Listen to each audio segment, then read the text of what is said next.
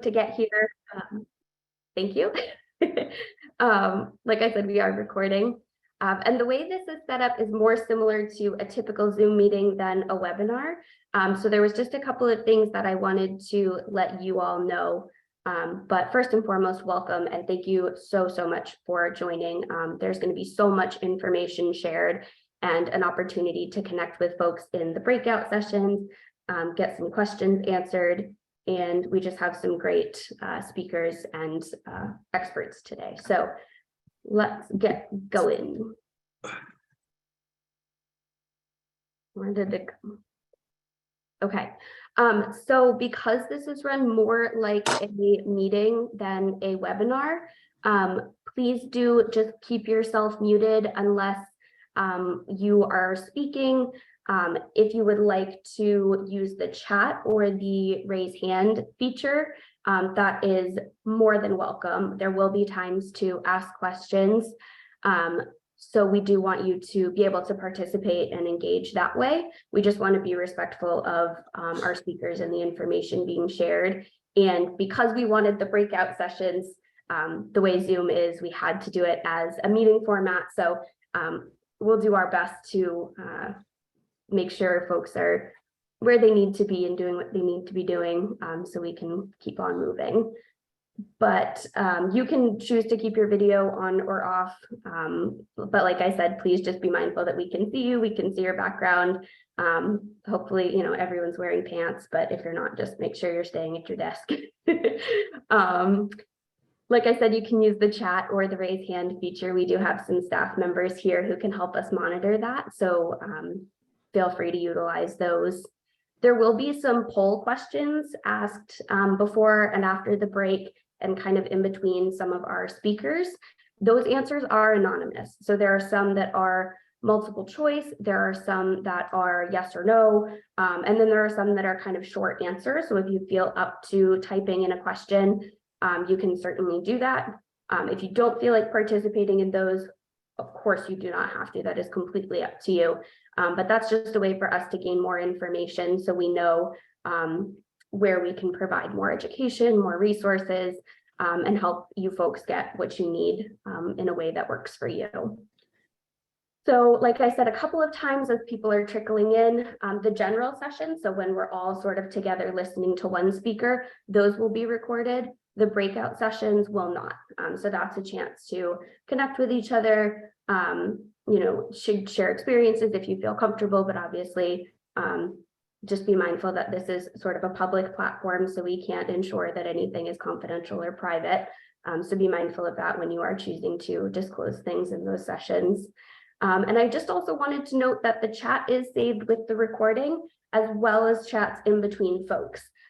So just keep that in mind if you are asking questions that you would like to ask more privately. Those will be documented on our sort of back end. Obviously, that isn't shared as a file or anything like that, but people will see those on our end. So just be mindful of that. If you experience technical difficulties with your audio, your video, anything like that, share screen sharing, which is really only our speakers have to worry about that. We will do our best to help you. There are some things that we can't necessarily help with. You may have to leave or come back, and we can certainly let you in if that happens. But we'll do our best to make this a positive, useful experience for all of you. And just a brief disclaimer. So our experts are amazing and they have some great questions that they're going to answer in our panel, but they cannot provide individual medical advice. So they can't specifically tell you what to do with your care. And with that being said, any information that you do take from this meeting, it's best to review it with your own care team prior to making any changes, just because what worked for one person may not work for you, and we want to make sure you're taking the best care of yourself that you can. So with that being said, I am going to stop sharing my screen for a moment. And we are going to turn it over to our sponsor, and I'm going to share my screen again in just a second because they do have a few slides they would like to show. All right. Nader, are you prepared to speak? Yes. All right. So I don't see the slides, but I assume everyone else does. Nope, I'm So- pulling them up right now, and then I will mute myself and we'll be good to go. Come on. Okay. So ready to go? 1 second, So- the toolbar is hiding the slideshow. There we go. So hello, everyone. Thank you, Maisy, and thank you, Oley, for the opportunity to sponsor. We are extremely honored to be with you today. My name is Dr. Nader Youssef. I'm Senior Vice President of Global Medical Affairs and Patient Partnership at Vectiv Bio. And I am a practicing gastroenterologist, and I continue to see patients. I think one of the most important things that we do is we continue and really are here to listen and learn from you, which is the approach we try to take at Vectiv Bio. Next slide. Vectiv Bio is a global biotech company, and our research is focused on patients with serious disorders, including short bowel syndrome with intestinal failure, also known as SBS-IF. This is a condition which Dr. Kirby and Dr. Ye will go on to discuss. Every individual with short bowel syndrome, intestinal failure, has a different medical history and remaining bowel length, which affects their symptoms, quality of life, and management plan, including IV nutrition and/or hydration. For the first time in clinical research in short bowel syndrome, we've tried to bring meaningful, personalized factors into the design of our clinical studies, and we've tried to make it easier for patients to participate in our studies via home care and travel services. Next slide. We know that SBS is a highly personal journey for every individual, and one that can be fraught with past medical trauma and ongoing challenges to physical and mental well-being, let alone social, work, and financial issues.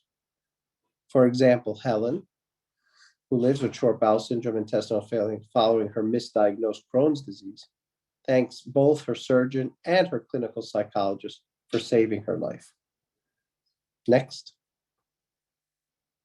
Here we have Rosemary, short bowel syndrome patient, who's also a condition that is often and continues to be significantly misunderstood. Rosemary suffered ill health for a number of years and was on TPN 24 hours, 7 days a week before finding her intestinal rehabilitation team. You can check out Rosemary's journey in a recent interview with the Mighty. This is why we are here supporting Rare Disease Day to help shine a spotlight on the experiences of people with short bowel syndrome, intestinal failure, who face the rarest of organ failures, and why we are proud to support Oley and today's mini meeting for SBS and the HPEN community. Next slide. Thank you. And if you have any questions, please email me or Jemima, our Director of Advocacy. You can learn more about our research at sbstrial.com. Please enjoy the next 2 minutes, a small animation video that we created to support the community. Thank you, Nader. I'll get that pulled up.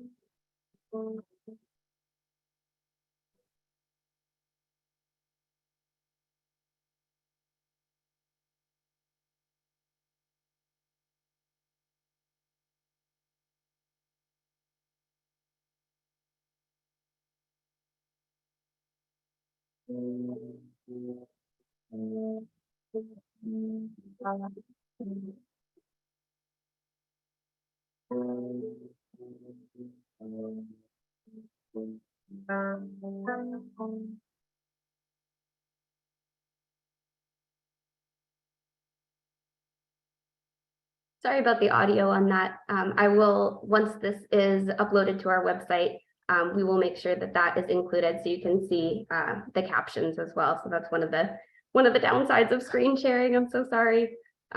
We will make sure that you guys can see that because it is a really great little animation. So thank you guys so much for making this happen. And I want to turn it over to our consumer story, our Oley ambassador, Lynn Wolfson, who is going to tell you a bit about her volunteer experience despite her medical challenges. I'm also going to include our Meet the Speaker. There's a Meet the Speaker document that talks all about those who are going to be presenting today. So I will let them introduce themselves when they do, but I want to be respectful of folks' time. So I will turn it over to Lynn.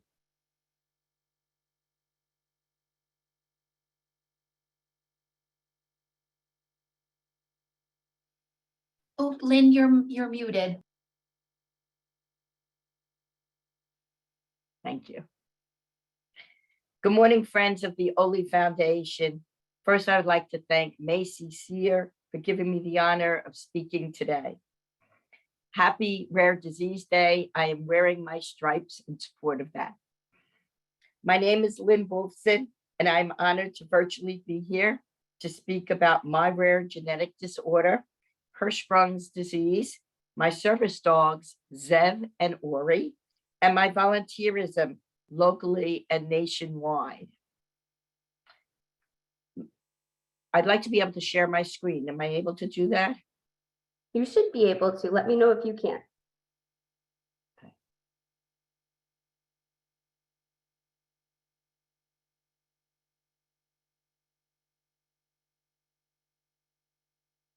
Okay, can you see that?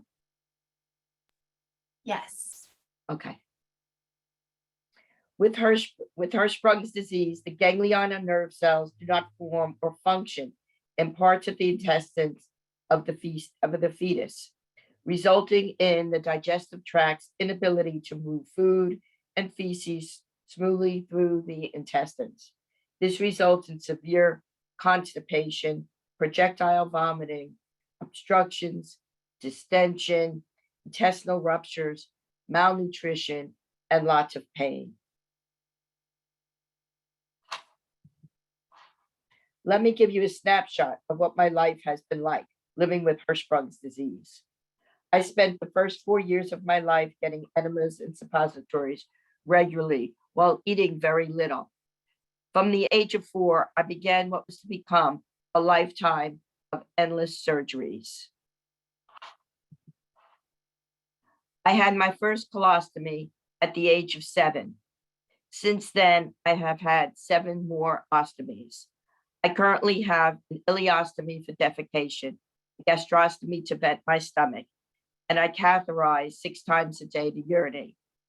I had over 50 surgeries and have spent a lot of time in the intensive care unit, been on life support, been on enteral feeding and parental feeding.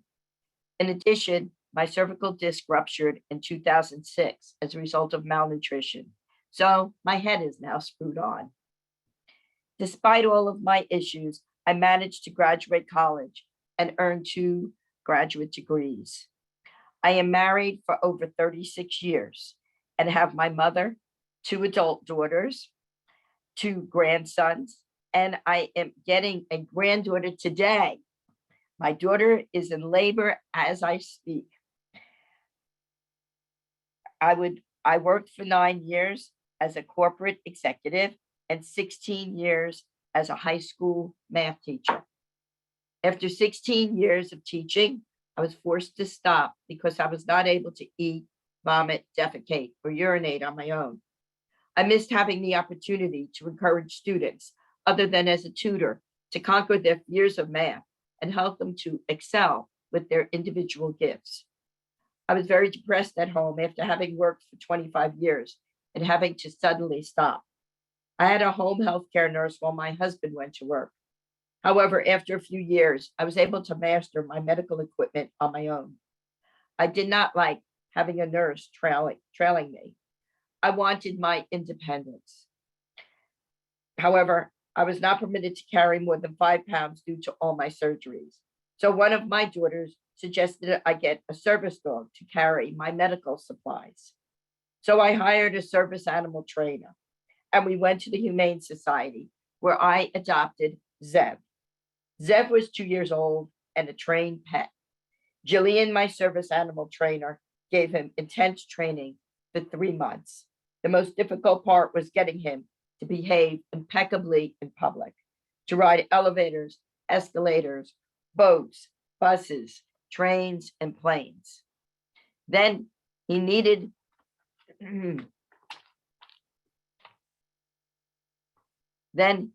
to learn at least 3 tasks to help me. The first one was to wear a backpack with all of my medical needs. The second was for him to brace, stiffen his back so I could put all my weight on him from a sitting position or from the floor to stand upright. The third was to get my shoes or pick up things I dropped on the floor. He did so well that I continued to teach him to carry bags in his mouth, pay at the cash register, to turn on and off lights, and to open and close doors. You can find Zev's and my story by Googling Collar of Duty, Lynn and Zev. We aired across Animal Planet Canada in 2017 and across the USA in February 2019. Now I was free to go out with my 4-legged friend. So I started attending knitting classes at the Jewish Community Center, where I knitted hats for cancer patients. I swim a half a mile 3 times a week. I tutor students in math. I organized a triathlon team for ostomates, where we won the bronze medal, ran a book club, and began traveling the world with my family. I learned about Jet Express. This is a free driving service for senior citizens. This is where I met Nancy, whom I have been taking out weekly for almost 2 years. We have become very good buddies. Nancy's favorite outing is walking on the boardwalk at the beach. One time, we rode a tandem together. I then learned about the Cupboard. The Cupboard is a kosher pantry in Fort Lauderdale, Florida. Something about the Cupboard really struck me when I thought about it. I can buy food, but can't eat. These people can eat, but can't buy food. I felt I could do something to help them. Every week I go and help the clients, many of which are Holocaust survivors, shop, stock shelves, and make calls. I've gotten to know the clients and try to encourage each one of them to be the best they can be by sharing my story. Once a month, my friend Karima and I deliver groceries to those who are unable to get to the cupboard on their own. I learned about the United Ostomy Associations of America, the Oley Foundation, and Research, Education, Advocacy for Children of Hirschsprung's Disease, the Hirschsprung's Disease Group. And I started traveling the country to patient medical conferences to meet national medical experts and fellow patients. I then decided to create my own support group for those people with ostomies and or tube or intravenous feedings. My group is called the South Florida Ostomy and Tube Feeding HPEN Support Group. We meet the 3rd Tuesday of the month virtually. The group has become international. Last Tuesday, I had someone on from India. The motto of my group is living life to the fullest. Each month, there is a different speaker pertaining to topics to make life better. My group is totally free. In addition, now I have in-person meetings the fourth Tuesday of the month at a restaurant in the Fort Lauderdale area. This is less formal, where the participants can socialize and discuss matters pertaining to their condition. I have also founded the Ostomy and Feeding Supply Bank, where I collect ostomy and feeding supplies from those who no longer need them and the deceased. I then redistribute them to the uninsured, homeless, destitute, and emergency situations. I do this without any money. My service is totally free. I have an ostomy distribution company, LNS Medical, who pays the rent on the storage unit. I'm looking for a sponsor to take care of the mailings in and out of the warehouse. I then created my own bill, Lynn's Law, which DDNC, the Digestive Disease National Coalition, allowed me to speak about in 2016 in front of 52 national digestive disease organizations, patients, physicians, NIH, and university professors. Lynn's Law would make handicapped restroom stalls more accessible to people with digestive diseases by having a shelf at seated level for ostomy and catheterizing supplies, a hook 5 feet above the floor by the toilet to hang feeding backpacks, a sink and paper towels in all handicap stalls, a sign on handicap stalls stating they are for handicap only, and last, a syringe disposal box in bathrooms with 4 more stalls. I am proud to tell you that Lynn's Law is now part of the United Ostomy Associations of America's guidelines for ostomy-friendly restrooms. So I have achieved the first step. Hopefully the ADA will eventually adopt these criteria for handicap stalls. So I am one step closer to achieving my goal.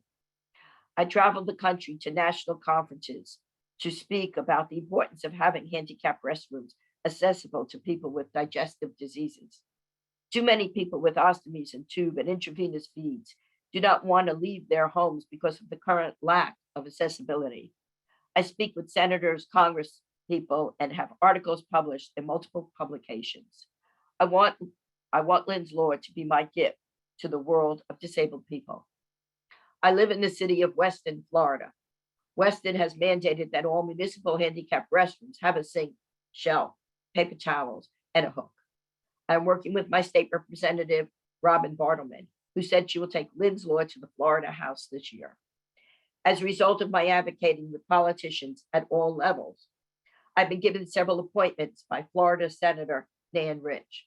So now I am on the Broward County Board of Rules and Appeals, Broward County Plumbing Committee, Broward County Fire Code Committee, Broward County Structural and Architectural Committee, and Broward County Fire Code Committee. It is through these appointments that I hope to get Lynn's Law passed in Broward County. I attend the Digestive Disease National Coalition, also known as the DDNC, Public Policy Forum in Washington, D.C. with Zev.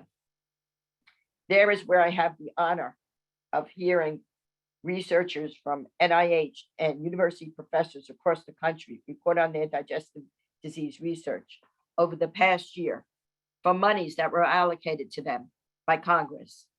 In addition, I review bills that are on the table in Congress and the Senate concerning digestive diseases. Zev and I then spend the day lobbying with DDNC on Capitol Hill by visiting our congresspeople and senators. Zev has just turned 10 years old and is having trouble with his legs due to arthritis. So Zev is retiring. I now have Ori. She is a chocolate lab. Ori will take over Zev's job. Zev will enjoy his retirement at our home in Florida. Ori will be taking her first trip to Washington, D.C. this Friday for this year's DDNC. My purpose in going to DDNC is to show that digestive disease issues need to be supported by Congress. I am there to prove that digestive disease patients can be productive individuals who can give back to society, advocate for themselves, and live meaningful lives. I am only one human being. However, there is a quote that one person can change the world. I want to be that person that helps make the world a better place for digestive disease patients. Thank you.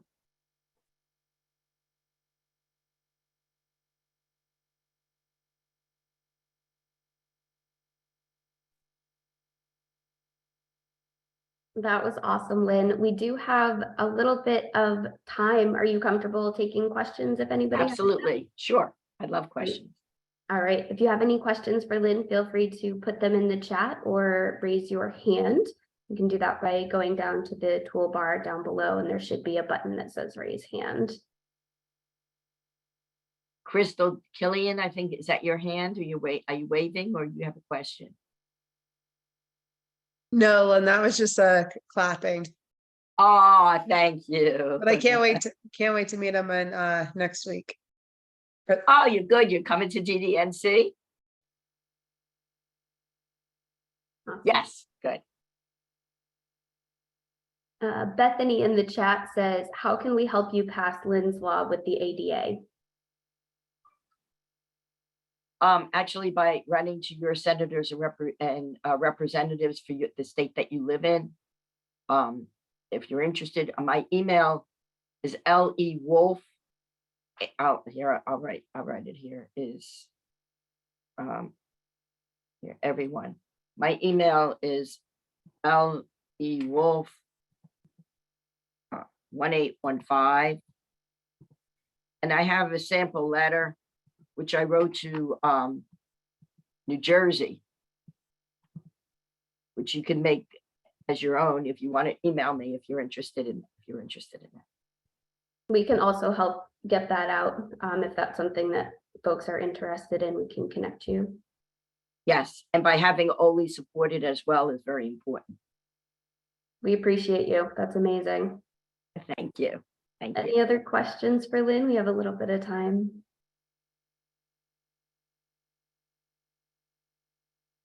Do you accept donations of unused?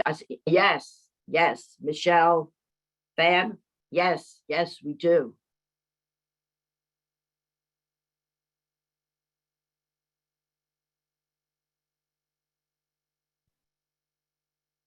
All right. If you do have other questions for Lynn, feel free to pop them in the chat. Oh, Beth has them. Perfect. How has life changed over the years? How has my life changed over the years? Yeah, your care probably. Okay, well, you know, I was born with my disease. So I think there's been a big change after joining all these organizations. Instead of feeling like a victim, I've become a lot more empowered, and I feel I learned how to advocate for myself and feel more in control, and able to not feel that my ostomy and my feeding defines myself, that I can still continue forward with everything that I was doing, and even do more to help other people. Thank you. Michelle asked a follow-up question about getting supplies to you. Is that something she can email you about? Yes. Okay, perfect. Yes. So Michelle, send her an email and she'll get you started on that. Catherine asked, do you think service dogs would be good for kids with TPN feeding? Yes, as long as they're truly service dogs and truly well-trained. A service dog has to do at least behave absolutely impeccably in public. There's no barking. They have to stay beside you. And they also have to be trained to do 3 things for the patients. They are not emotional support dogs. Okay, they're not therapy dogs. They're supposed to be working for the patient. So as long as they're truly trained, there's too many people which claim that they have service dogs, and they really aren't service dogs. Ori will be coming with me to Washington, D.C. on Friday, like I told you, and we've been doing a lot of practicing. I'm sure. This is her first trip, so I mean, well, she went with us as a family, but you know, this is the first trip just with me and to something so important. Ori's first outing. Well, good luck. Thank you. Nader asked, he said, great talk, Lynn. Do you work with local new ostomy patients and their wound care teams to help with transition to potentially their new normal? Okay, I work with people call me all the time from all over the world. I get calls from India, England, everywhere, Australia, everywhere people call me. So I will help anybody that calls me. I even get emergencies sometimes in the middle of the night from the assisted living or the independent living that they don't have their nurse on duty and someone needs help with their ostomy, and I run out and help them at their facility. I take no money for anything that I do, but I'm happy to help. I'm happy to help anyone, but I'm not connected to any hospital, although many times they'll give out my name if they have a unhappy patient. I will go out with that patient and we will talk, or we will meet, or if I can't meet, we'll go on video. I'll try to help them with in any way that I can. And you are an Oley ambassador, right? So you have probably connected with folks that way too, I'm guessing. Yes, but I'm also, and now I'm also a spokesperson for Takeda. So I'm no longer an Oley ambassador Gotcha. because of conflict of interest. Well, thank you for transparency. But we do have a ton of Oley ambassadors, Crystal being one of them, who facilitate support groups and offer the same type of support that Lynn does too. So she doesn't have to do it all by herself. But I'm happy to help anyone anywhere in the world. Now that there's Facebook, we could talk for free, and also on WhatsApp, we could talk for free, and we could video chat if you're not nearby. And I could give you my phone number. It's 954-562-7417, and that's my phone number. And you already have my email I put on there. And if you have stuff to donate and vice versa, if you need things, you let me know. The only thing we ask is that you pay the postage going back to your home. And I charge exactly what's on the post office receipt. I don't make a penny Wonderful. for anything that you need. And please don't go out any of your supplies. At any time you don't need something, please send them to me. Okay, so someone who really needs them can have them. Thank you so much. Excellent. And if you do have further questions for Lynn, like I said, feel free to put them in the chat or send her an email, and we'll make sure she gets them one way or another. So thank you so much, Lynn. I really appreciate it. Oh, thank you, Kim. Kim has a lot of supplies for NG. Wonderful. Wonderful. We could also use, and vice versa. You know, I have lots of formula. So if somebody needs formula, please call me and ask me, what do I have? Like right now, I have lots of Kate's Farm 1.4, and I have Nutrin, I think 1.5. Oh, there's a lot in my warehouse if anybody needs that. Awesome. Thank you so much. Okay. All right. So we are going to shift to Dr. Dante Ye. And he's incredible. He is the Chief of Emergency General Surgery, a professor of surgery at Colorado School of Medicine, and an actively practicing surgeon at Denver Health Medical Center. He's currently serving as Physician Certified Director of the National Board of Nutrition Support Clinicians, the NBNSC, the board of directors on there, and he is the president-elect for the critical care section of ASPEN, the American Society for Parenteral and Enteral Nutrition. And like I said, on our website, there is more about our speakers, so feel free to check that out. And if you don't mind, we do have a couple of minutes before we shift gears. I would love to do a quick poll question. And again, this is completely up to you. If you don't feel like answering, that is totally fine, but I'm going to launch a quick short answer question because after this, we do have an Ask the Expert panel. So I'm going to ask you all, is there anything related to SBS or intestinal failure or HPN or EN that you would like to know more about? So just take a couple of minutes if you would like, and we'll give them just a couple minutes to answer. If the poll closes and you still have something that you would like to answer, that can also completely go in the chat. This is just kind of a fun way to get some feedback and it also is anonymous. So I'll give you a few minutes to do that.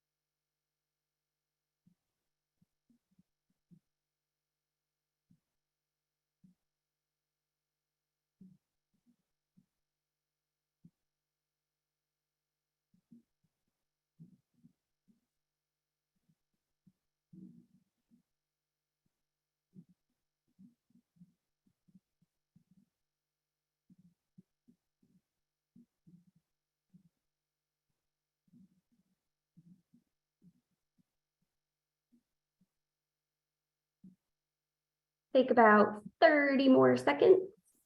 And again, this isn't, I'm just keeping time, but feel free to put them in the chat too. No pressure at all.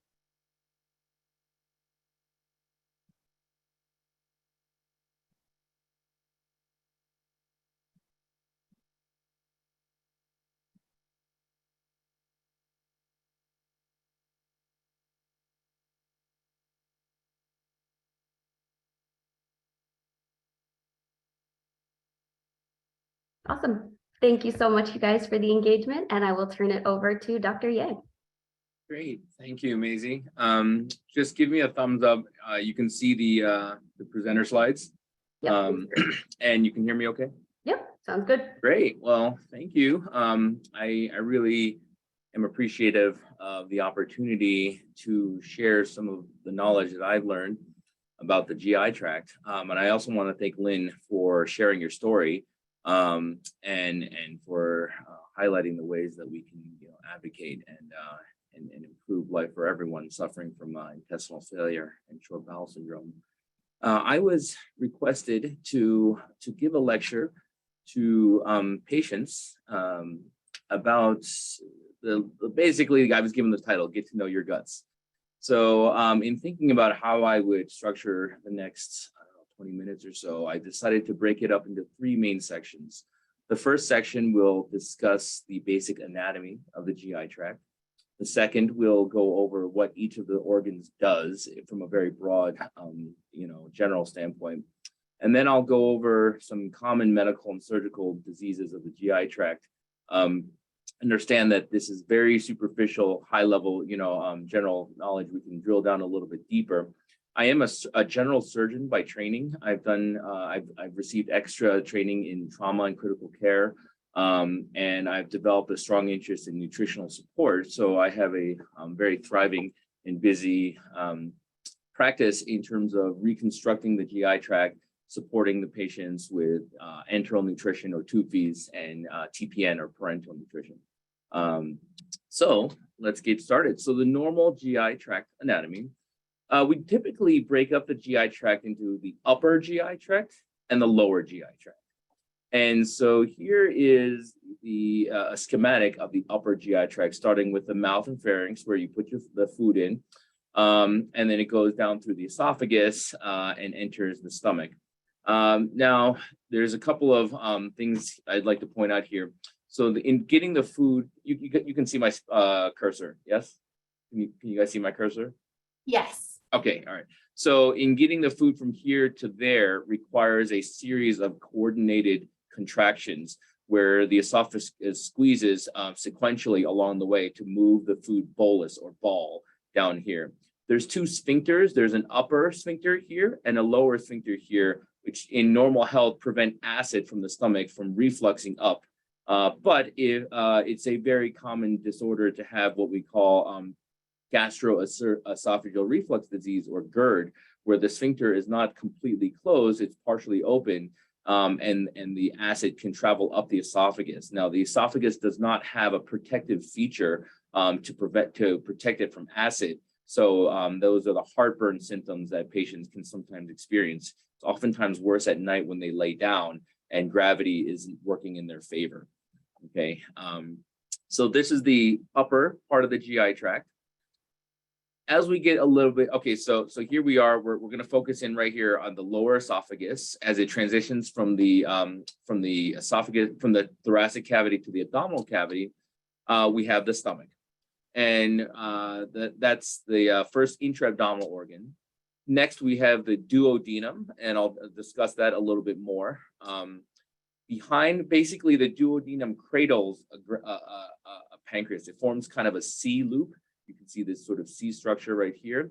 And this cradles the pancreas gland, which the easiest way to describe the pancreas gland is it looks and feels like a fish fillet sandwich, right? So it's got the texture of kind of crispy fried battered fish fillet.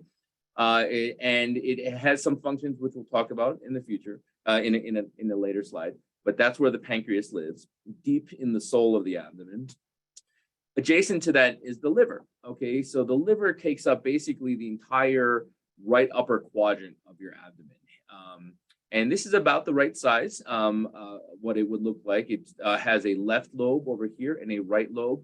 Now this is in relation to the patient. So the patient's looking at us. This is the right arm over here. This is the left arm. So the right lobe is this big dome-like structure, and the left lobe sort of tapers out, and it can actually extend all the way to the left sometimes. We'll talk more about what the liver does and the gallbladder, but basically this is the relationship. And so we have these tunnels that lead from the liver, they join up with the pancreas, and then they all condense into a single tunnel here, which then empties into the duodenum here. This is sort of the upper half of the abdomen. It's still considered the upper GI tract. Moving along, it's a little bit messy, but there's really no clean way to display this. But basically, all of these loops of bowel right here that you see in the center part of the abdomen, that's small intestine, right? And that's still technically considered the upper GI tract. You see that there's blood vessels that actually drain backwards. Okay, so we have in normal anatomy, you have arterial blood that brings blood from the heart to the organ, okay, and then you have veins which bring blood away from the organ after it's already extracted the oxygen and the nutrients. The intestinal tract is kind of interesting because the blood doesn't go straight back to the heart. When it leaves the organs, okay, we're talking about stomach, small intestine, and colon. When the blood leaves the organs, it doesn't go directly back to the heart. It has to pass through the liver first. So this is what we call the portal circulation. So all of the nutrients that get absorbed from your GI tract in normal health are absorbed into the bloodstream, and then they pass through this single large blood vessel called the portal vein, which then goes to the liver. The liver gets the first dibs on the nutrients. All right, so in normal anatomy, it gets it to feast first, and it extracts all that it needs because it does a lot of work. It's the factory of the body. Once it passes through the liver, then it can then go on to the heart and then get reoxygenated in the lungs and circulated once again. So in the center of the abdomen here, we have the small intestine, and then it leads to the large intestine, which is sort of shaped like kind of an upside down U, where this is the proximal or closest or most upstream part of the colon right here. And then it goes ascending, transverse, and then descending colon. And then this little area right here is called the sigmoid. And that's because it's normally shaped like an S. This schematic is not that accurate, but it's shaped like an S so that we call it the sigmoid colon. And then finally at the very end is the rectum, and that's the last part of your GI tract before the anus. So I'm going to pause there for a second, and I'd like to encourage anyone to you have any questions so far about the normal layout, the normal anatomy of the GI tract, starting from the mouth to the anus. We had a question in the chat. Somebody said, when I eat starchy foods like mashed potatoes or rice, I feel like the food gets stuck at the bottom of my throat. I'm not choking and can still breathe, but it causes me to drool and severe pain through my back. What might be causing this to happen? She's a feeding tube patient and has a mini button tube that works in the tube. So I would say that anytime you have the feeling that food gets stuck anywhere in the body, it's a matter of muscular discoordination, right? So let me go back a couple of slides here. Oh, there we go. Let's see. Okay. Yeah. So as I said, there's the way that we propel food from the mouth to the stomach is through a series of coordinated muscular contractions. Now, patients who have stroke, for example, or patients who have had injury or inflammation or cancer, sometimes the nerves that innervate those muscles that send signals from the brain and go to those muscles, sometimes they will be damaged, and the muscles will not know how to coordinate contract in a coordinated fashion. Sometimes it's weird because it occurs with certain consistency of foods, right? For some people, it may be thick and starchy foods like mashed potatoes or rice. Other times it could be with thin liquids that they choke. So whenever we have choking, that basically tells me that either there's an obstruction, like an anatomical obstruction, or there is a discoordination of muscular contractions. And in this case, if the other food goes down easily, then it's probably not an obstruction. The pain also can occur when you have muscles that's like contracting at the wrong time, and it's like squeezing really, really, really hard. It's like working super overtime because it doesn't know like when it's supposed to contract, and that can also cause the pain that you're experiencing. Is it the same nerves from fibro? Unfortunately, we as a medical establishment don't know a whole lot about fibromyalgia in general. It's a very vague disease. We don't have great treatments as far as I'm aware. I really can't comment about whether it's the same nerves or not.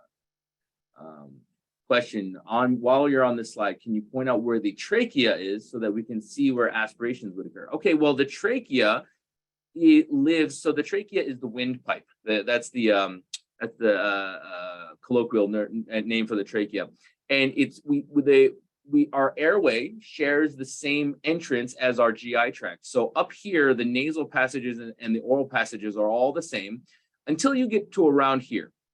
When you get to here, the airway or the trachea, the windpipe branches off, and it's anterior or forward or more towards your front compared to the esophagus. Now, normally there is there's like a little, it's called the epiglottis, right? You have a little trapdoor that protects you from getting, food into the wrong hole and vice versa. And so it lives around here, then the airway comes down. It's one tunnel called the trachea, and then it branches into two for the right and the left lungs. But right up here is where it would get into the wrong hole, like a windpipe. So if you start coughing and choking when you're trying to eat or drink, that's an occlusion of your airway. This can happen when you have, again, a stroke, neurologic dysfunction. Everybody aspirates at nighttime, actually, and it's not a big deal as long as you have a normal cough response. If you have a nice, vigorous, strong cough, you can just clear those secretions back up, and it's not a big deal. The problem happens when you have delirium or when you have depressed mental status and you're unable to cough. Most of the aspirations that occur actually are not from reflux of gastric contents, but actually from rundown from oral and pharyngeal secretions like saliva, mucus, that sort of thing. That actually comprises the most common types of aspirations. Next question. What about functional issues which are related to brain issues such as dementia and not in the gut itself? I think that's a little bit beyond the scope of this talk. I'm a general surgeon. I don't know if I should really be commenting about brain issues such as dementia. The next question, how do you diagnose and treat muscular discoordination? So the way that we typically treat it is with what's called a fluoroscopy or a upper GI swallow study, where we would actually have the patient drink contrast while we're taking a video x-ray. So normally x-rays would be like a Polaroid, right? You take a snapshot in time and you see it, but we have the technology to actually have you drink a liquid that shows up very bright or very dark on the x-ray, and we can see in real time how it actually moves through. I just aspirated, excuse me. And so we can see if it goes into the wrong hole, like it just did for me, or we can see if it goes down and goes back up. Sometimes we see this to and fro motion of the esophagus where it goes down, but then a muscle contracts early, it comes back up. It normally should go down very smoothly, but I've had cases. I just had a patient a couple weeks ago that that we diagnosed it going back up and up and down and up and down, and we said, yeah, your esophagus is no good. We got to figure out an alternative. Okay, so in the interest of time, I'm going to move on to the next section, and then I'm happy to discuss some more of the other questions once we get through all the rest of the slides. So normal GI function, the mouth and pharynx. All right, so it has basically three main functions in terms of the GI tract, right? In terms of digestion. Number one is chewing, mastication, as we call it, with your teeth, or with dentures, and that is the physical process of breaking down food into smaller particles, smaller pieces. It also, with the saliva, also moistens it, and you need to have it moist in order to have it absorbed. The normal salivary glands, we have several, most commonly they're here, the parotid gland, we have several that are under the jaw. In a normal person, on an average day, they make between 500 to 1,000 milliliters, or half to about 1 liter of saliva per day. We're, constantly swallowing it. Those salivary glands also have some enzymes that can begin the process of breaking down the food. But it's not something that you can rely on. It's not the end all, most effective way. It's just the starting. It's just the starting protein. So that's the normal function of the mouth and pharynx. The esophagus does not participate in absorption or digestion. It's mainly a conduit. It basically transports food from one portion of the GI tract to the next portion, but it doesn't actually participate in any sort of nutrient absorption at all. And really, food only is supposed to spend at most a couple of seconds in the esophagus as it passes from one organ to the other. Once you get to the stomach, all right, so the stomach has two main functions, okay? The first function is to secrete stomach acid or hydrochloric acid, right? And the stomach is specialized for this function. It has a protective barrier of mucus that lines the stomach, that protects it from being auto-digested by the acid. The acid helps to break down the food. Now, if you have problems with an imbalance, you may have increased secretion of stomach acid, or you may have decreased production of the mucus protection. In either case, if you have an imbalance, then you're going to be left with ulceration of your stomach, gastric ulcers, peptic ulcers. Those sort of things are usually treated with acid suppression. You can also take stuff like Pepto-Bismol, which helps to coat the stomach and give it a protection from the stomach acid. The stomach also normally does this sloshing back and forth. So it has the medical term that we use is called peristalsis. And it's basically what I was talking about, the coordinated muscular contraction. So with the esophagus, it's meant to go one way, only down, right? With the stomach, it's actually supposed to go back and forth, kind of like a washing machine, like where it's just back and forth, sloshing around. That helps to basically break down the food such that by the time it leaves your stomach, it's all supposed to be liquid. You're not supposed to have any solid particles leaving the stomach and going on to the duodenum. All right, now the duodenum is from the Latin term duodeni, which I'm told it means in 12s, and that was originally described from cadavers because it was approximately the length of 12 fingers. We have 4 portions of the duodenum. We have the first portion just after the stomach, the second portion, which is this sort of up and down section, the third portion, which is going horizontal, and then the last portion right here is the fourth. So this is a very important 12 centimeters or 12 fingers of the intestine because firstly, the duodenum is the entry point for the pancreas and the liver, and it serves as the first portion of the small intestine. There are several congenital problems that can occur with the duodenum. It's very difficult to access this portion of the GI tract because it lives way in the back, and it's sort of considered special and separate from the rest of the GI tract. There's a syndrome called SMA syndrome where the blood vessel, the main blood vessel, that the artery that feeds the intestines, it kind of goes over this, and it can sometimes block the duodenum and cause an obstruction. That is the pancreas, as I pointed out right there. It's sort of like a fish fillet, and there's the liver and the gallbladder. So the liver is what we consider the factory of the body. It synthesizes pretty much everything, almost all the main proteins that you need for every process in the body, including blood clotting and transport and all of that. It also, for the GI tract, the liver makes bile. Bile is what is required to absorb fatty foods. All right, so we have three main nutrients. We have carbohydrates, protein, and fats. And so the carbohydrates and proteins are digested by enzymes, but the bile is required for the fats. So the liver makes it, but because we're not eating continuously, it needs a place to store it in between meals. So the bile lives in the gallbladder like a little purse. Okay, and so the gallbladder is holding on to the bile in between meals. And then when you eat a meal and the body senses that there's fat coming, that's what stimulates the gallbladder to squeeze and contract and expel the stored up bile down this tunnel. It joins up with the pancreatic secretions coming there, and then it empties into here where it mixes with the incoming liquid from the stomach.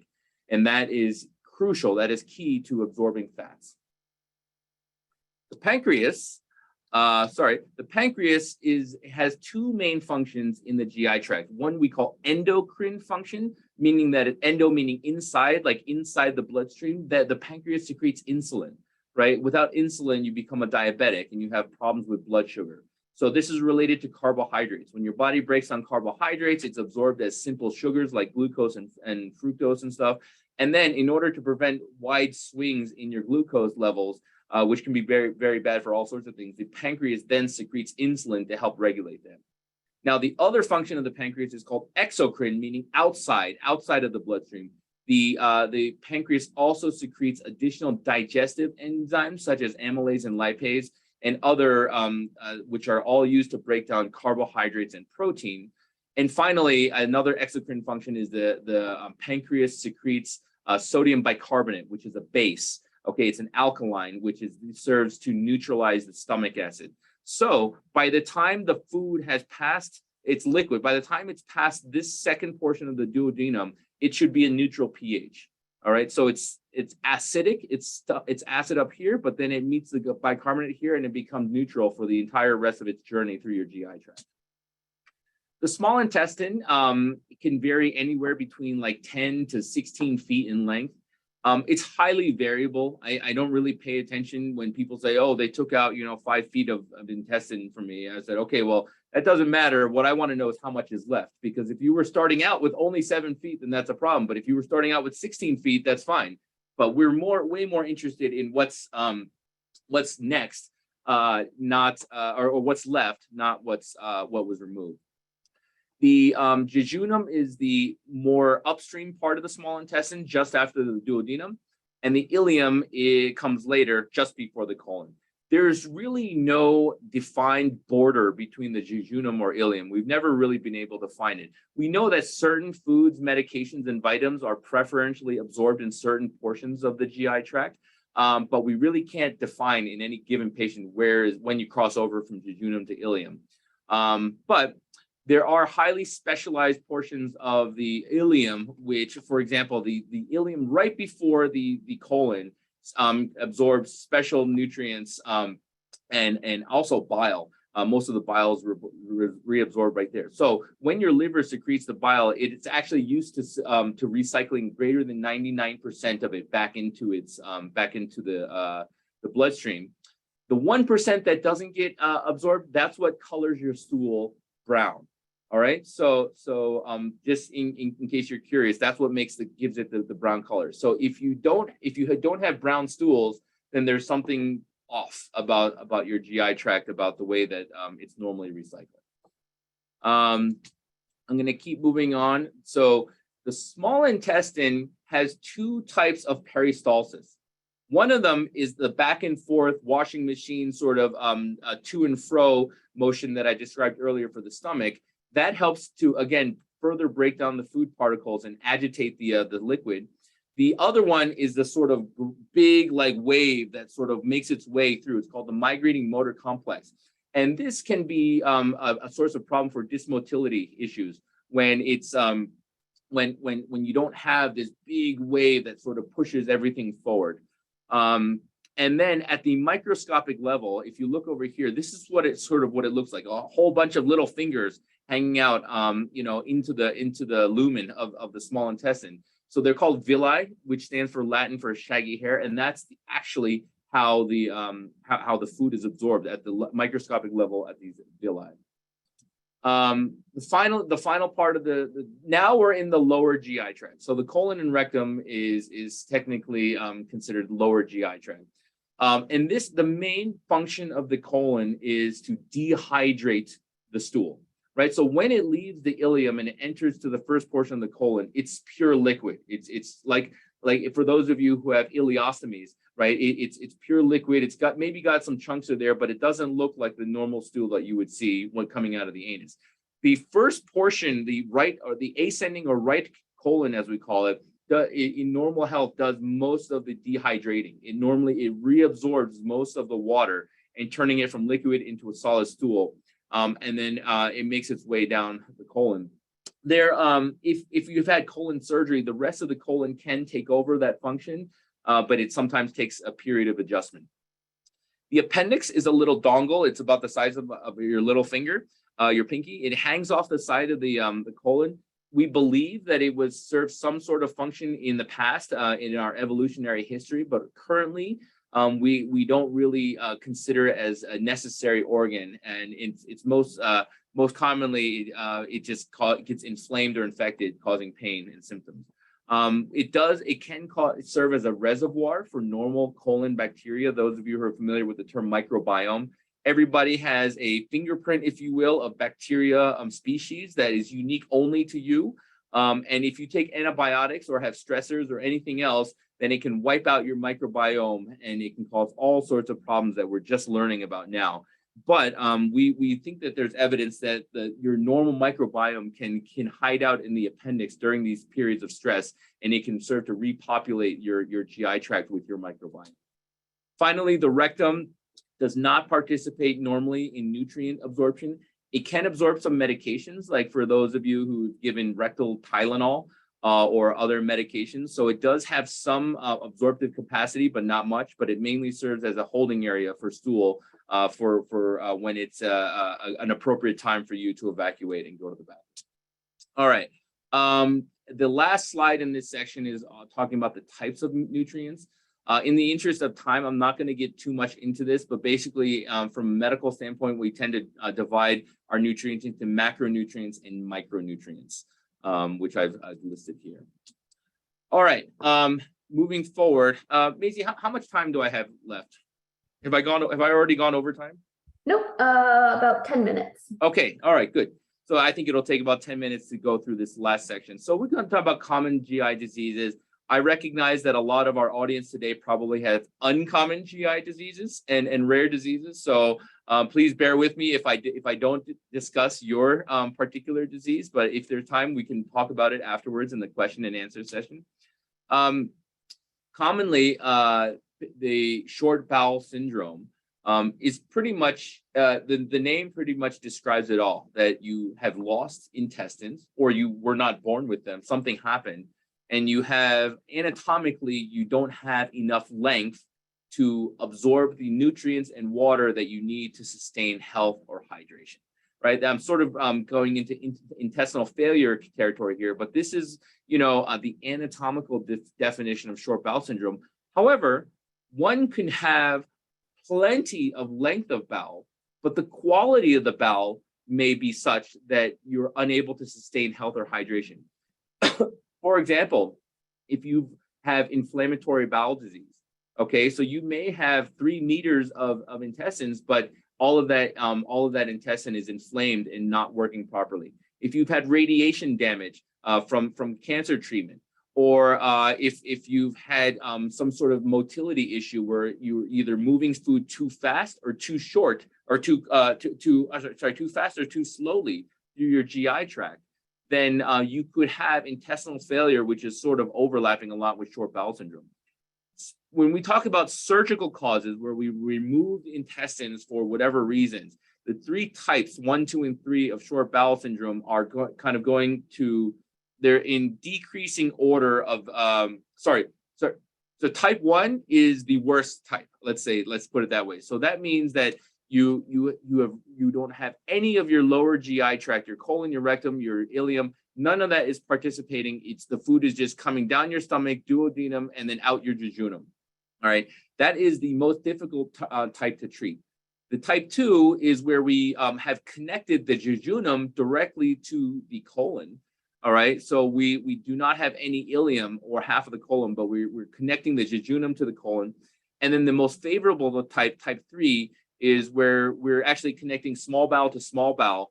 And so we've preserved the terminal ileum, or the end of the ileum, where there's that specialized bile reabsorption. And there's also a little valve there, which helps to slow down the stuff and helps to participate in absorption. So this is the most favorable type 3. Gastroparesis, paresis meaning partial paralysis. This is a pretty straightforward diagnosis. It just means that the stomach is unable to effectively empty. We diagnose this with a nuclear study where we have eggs that are actually impregnated with like a radioisotope, and we have the person ingest them, and then we take pictures of it, and we see how long or what percentage of those eggs are actually expelled from the stomach, and then we can say, oh man, it's been sitting in your stomach for 3 hours, like that's not normal. We can also sort of get that diagnosis from fluoroscopy. But this is part of a whole family of dysmotility or altered motility disorders. For the gastroparesis, we can treat them with feeding tubes. Some of you may already be quite familiar with these. We have G tubes, which go directly through the through the skin into the stomach, G for gastric. We have jejunal tubes, or PJ tubes. These are percutaneous, going into the jejunum right here. And then we have these sort of dual purpose tubes where they go into the stomach, but they have an extension that allows us to pass beyond the stomach through the duodenum, and then the end of it is in the jejunum. So it allows you to simultaneously decompress the stomach while feeding below it. And this is a very common treatment for gastroparesis, where if the stomach if only the stomach is altered, but everything else in the GI tract works, then you want to decompress the stomach, but use the rest of the GI tract by feeding the jejunum. As I said, there's a whole family of intestinal dysmotility issues, starting from the esophagus, right? We call it achalasia, which go to the stomach, to the small intestine, to the colon. And they're all sort of characterized by inadequate, uncoordinated, or both contractions. And I wish I had an answer for you for why does it happen, but we don't know. Unfortunately, for the vast majority of cases, they're either part of a larger syndrome. I have patients who have Ehlers-Danlos syndrome, who also have mast cell activation syndrome and postural orthostatic tachycardia syndrome, and some sort of intestinal dysmotility. That's a very common constellation, but I wish I could tell you, I cannot, unfortunately. These dysmotility can, depending on the severity and where they are in the GI tract, we could treat it with basically giving you pre-digested formula, or elemental, as we call it. The most common one that I'm familiar with is Vivanex.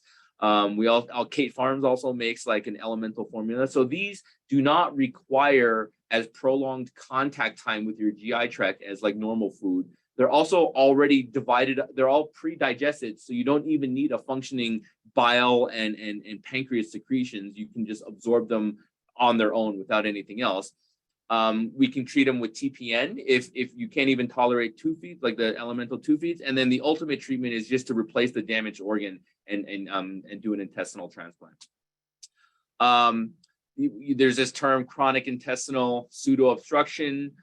This is really when it's like the dysmotility is isolated to the colon.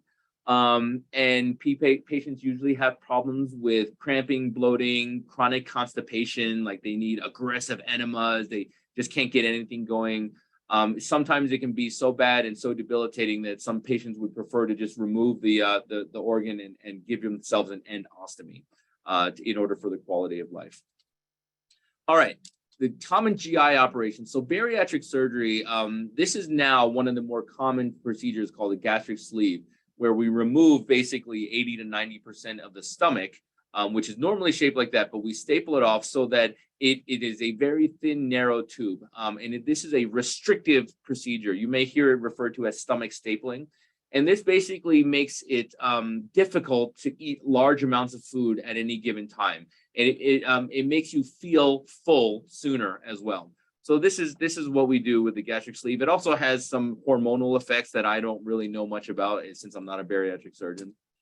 The more common or a similarly common one, and one that we have more experience with, is called the gastric bypass, or Roux-en-Y gastric bypass, which this is the schematic. So basically, we divide the stomach, we leave what we call the pouch, this tiny little pouch, which again, it's a restricted procedure.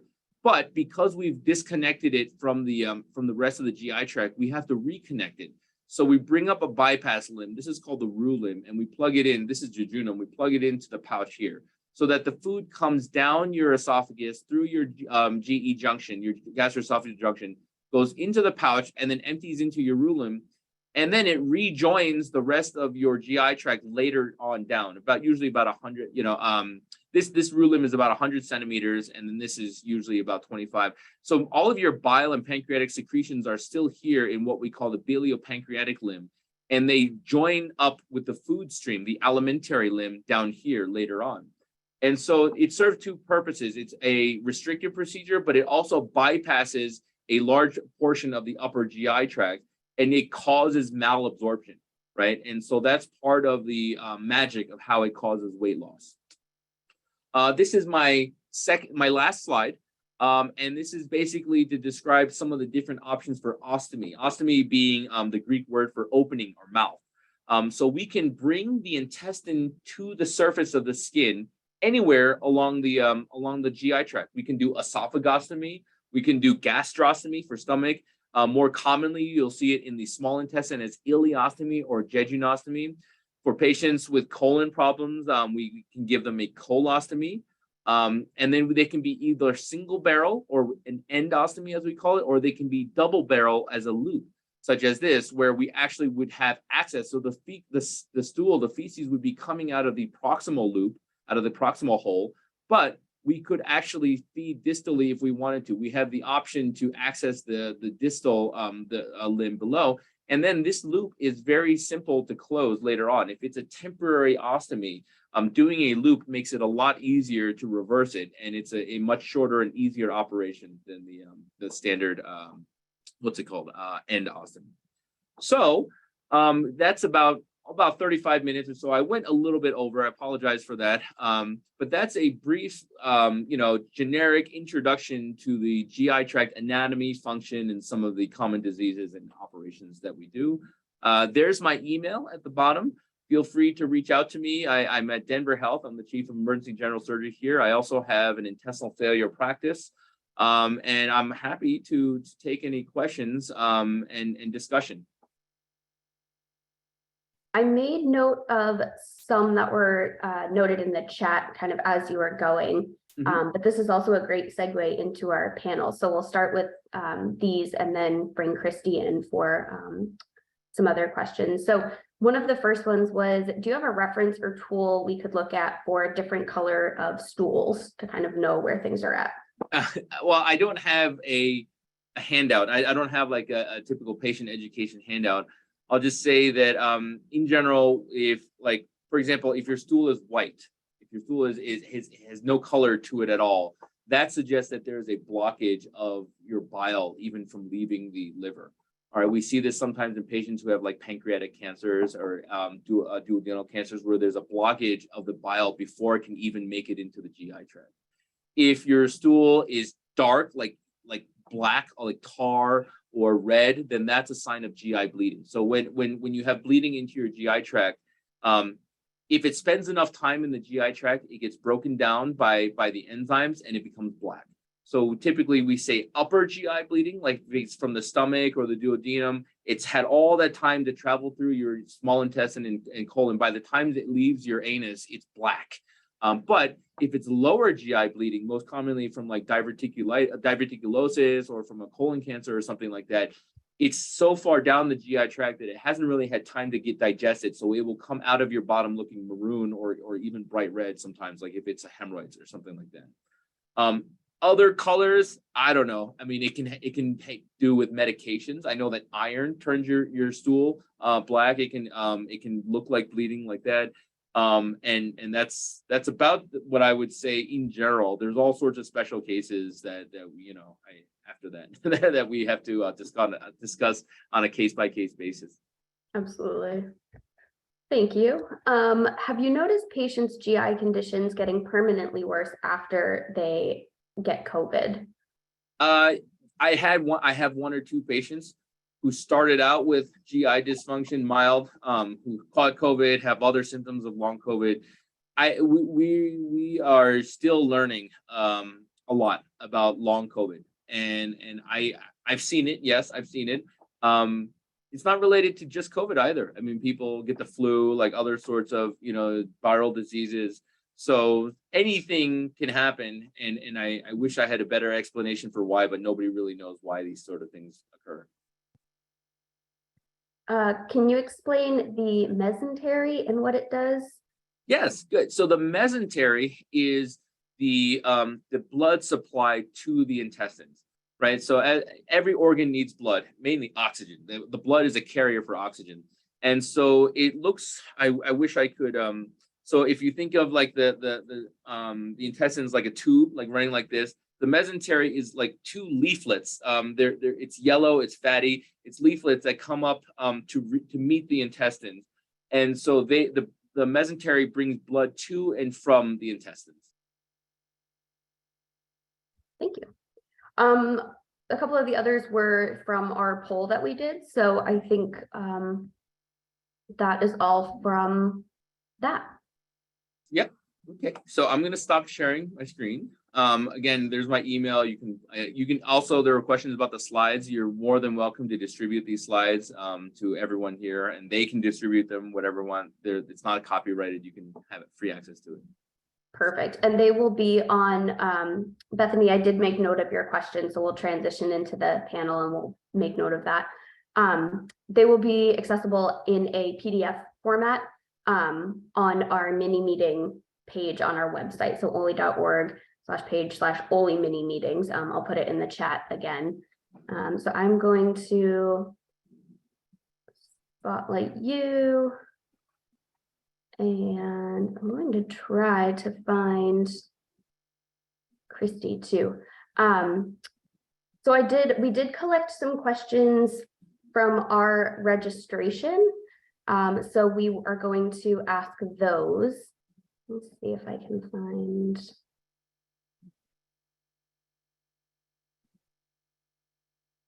There we go. So Kristie, where are you?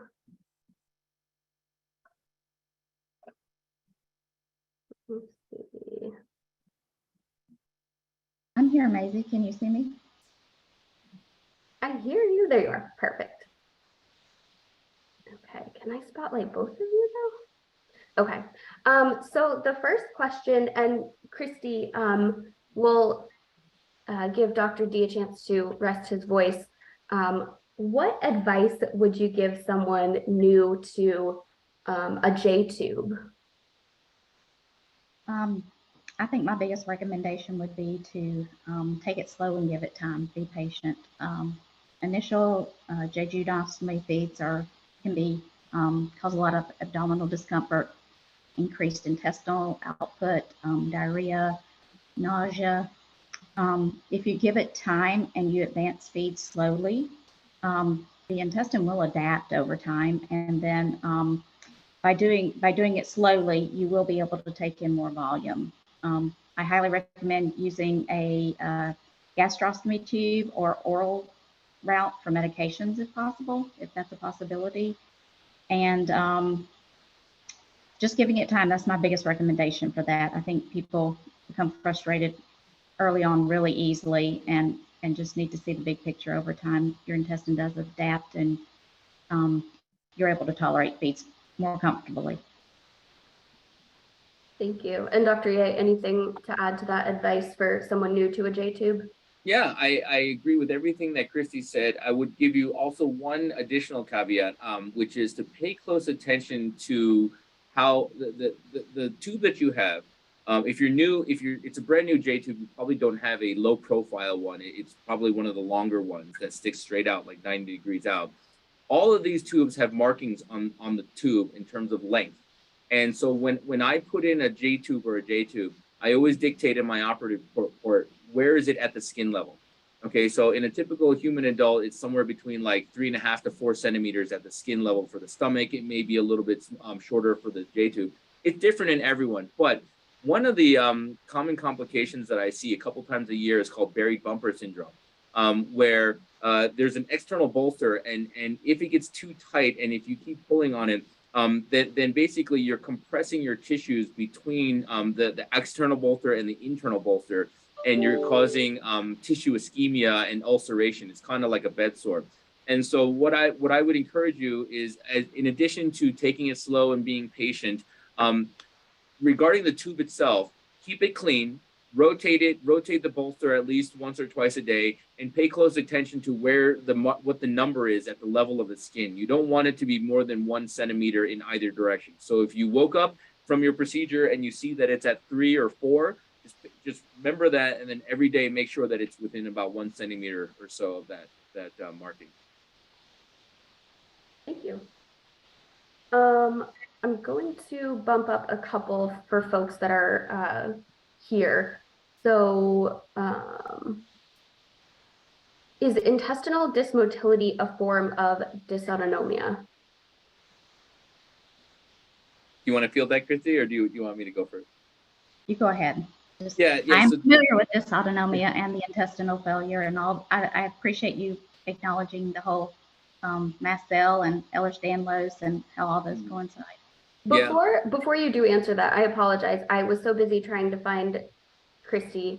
I didn't actually introduce her. So Kristie Griggs is a registered nurse with 20 years of experience in HPN support. She's board certified as a family nurse practitioner and clinical nutrition support clinician. Her clinical areas are the pediatric complex care patient and disorders of mitochondrial metabolism. So welcome to the panel, Kristie. I apologize. I was so busy trying to find you in the. I know we're just trying to get through questions. I know we're running out of time. Thank you. Okay. Yeah. So the short answer to the question, is this intestinal dysmotility a form of dysautonomia? I would say it's a subset. It lives under a broader umbrella of dysautonomia. So dysautonomia is a broad term that we use for disorders of very special nerves in the body. We have different types of nerves. We have nerves that are specialized for motor function, like the brain sends signal to tell my hands to squeeze like that. We have other nerves that are perception or sensory nerves only, and they detect when I pinch myself or I burn myself. There are nerves that are beyond our conscious control. Let's put it this way. So nerves that tell the heart how fast to beat or how slow to beat. Nerves that tell my blood vessels when to constrict or when to relax. And then nerves to tell to coordinate all of the GI tracts. So dysautonomia is really referring to those nerves over which we have no conscious control or perception over. And that's why when patients have dysautonomia, they often have problems with regulating their heart rate. All right, this is part of the postural orthostatic tachycardia syndrome. They also have problems with their blood pressure. I know several patients that have to give themselves a liter of saline every day on top of their TPN because of issues with their blood pressure and their heart rate. And then it can also sometimes, but not always, affect the GI tract in terms of coordination of those muscular contractions. So it is part of the family of dysautonomia, but I wouldn't call it a form of it. I rarely see it in isolation, just the intestinal dysmotility, without at least a little bit of some of the other heart rate and blood pressure issues that these patients often have.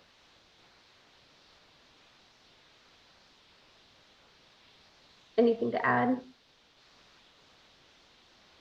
No, I appreciate. Part of my experience comes from having a child on PN as well for 6 years, and dysautonomia was his biggest weakness, his biggest, link to getting himself admitted to the ICU. So I do appreciate you acknowledging all these that coincide.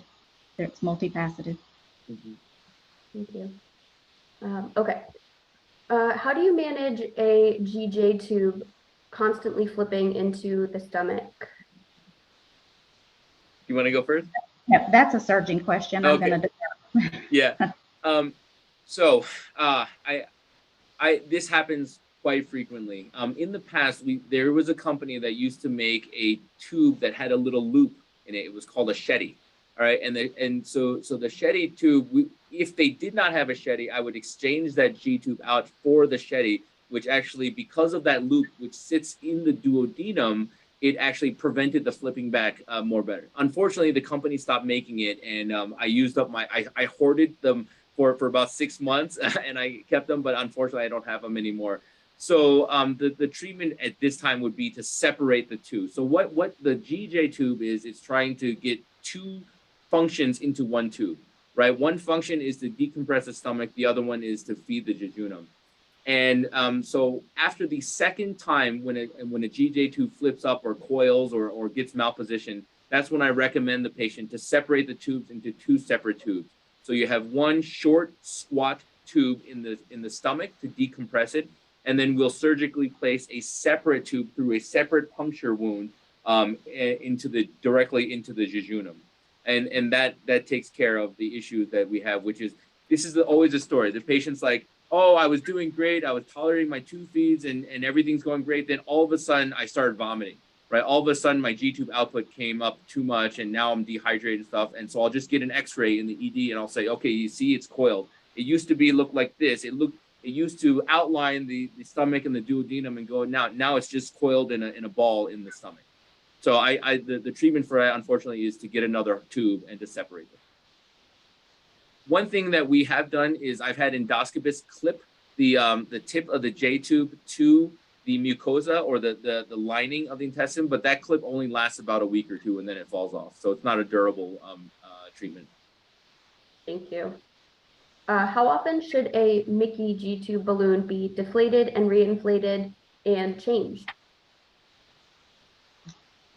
So changing, unless you feel differently, most physicians that I've worked with recommend changing when there's complications, not necessarily on a schedule. I don't know if you have a schedule that you change them out on a regular basis.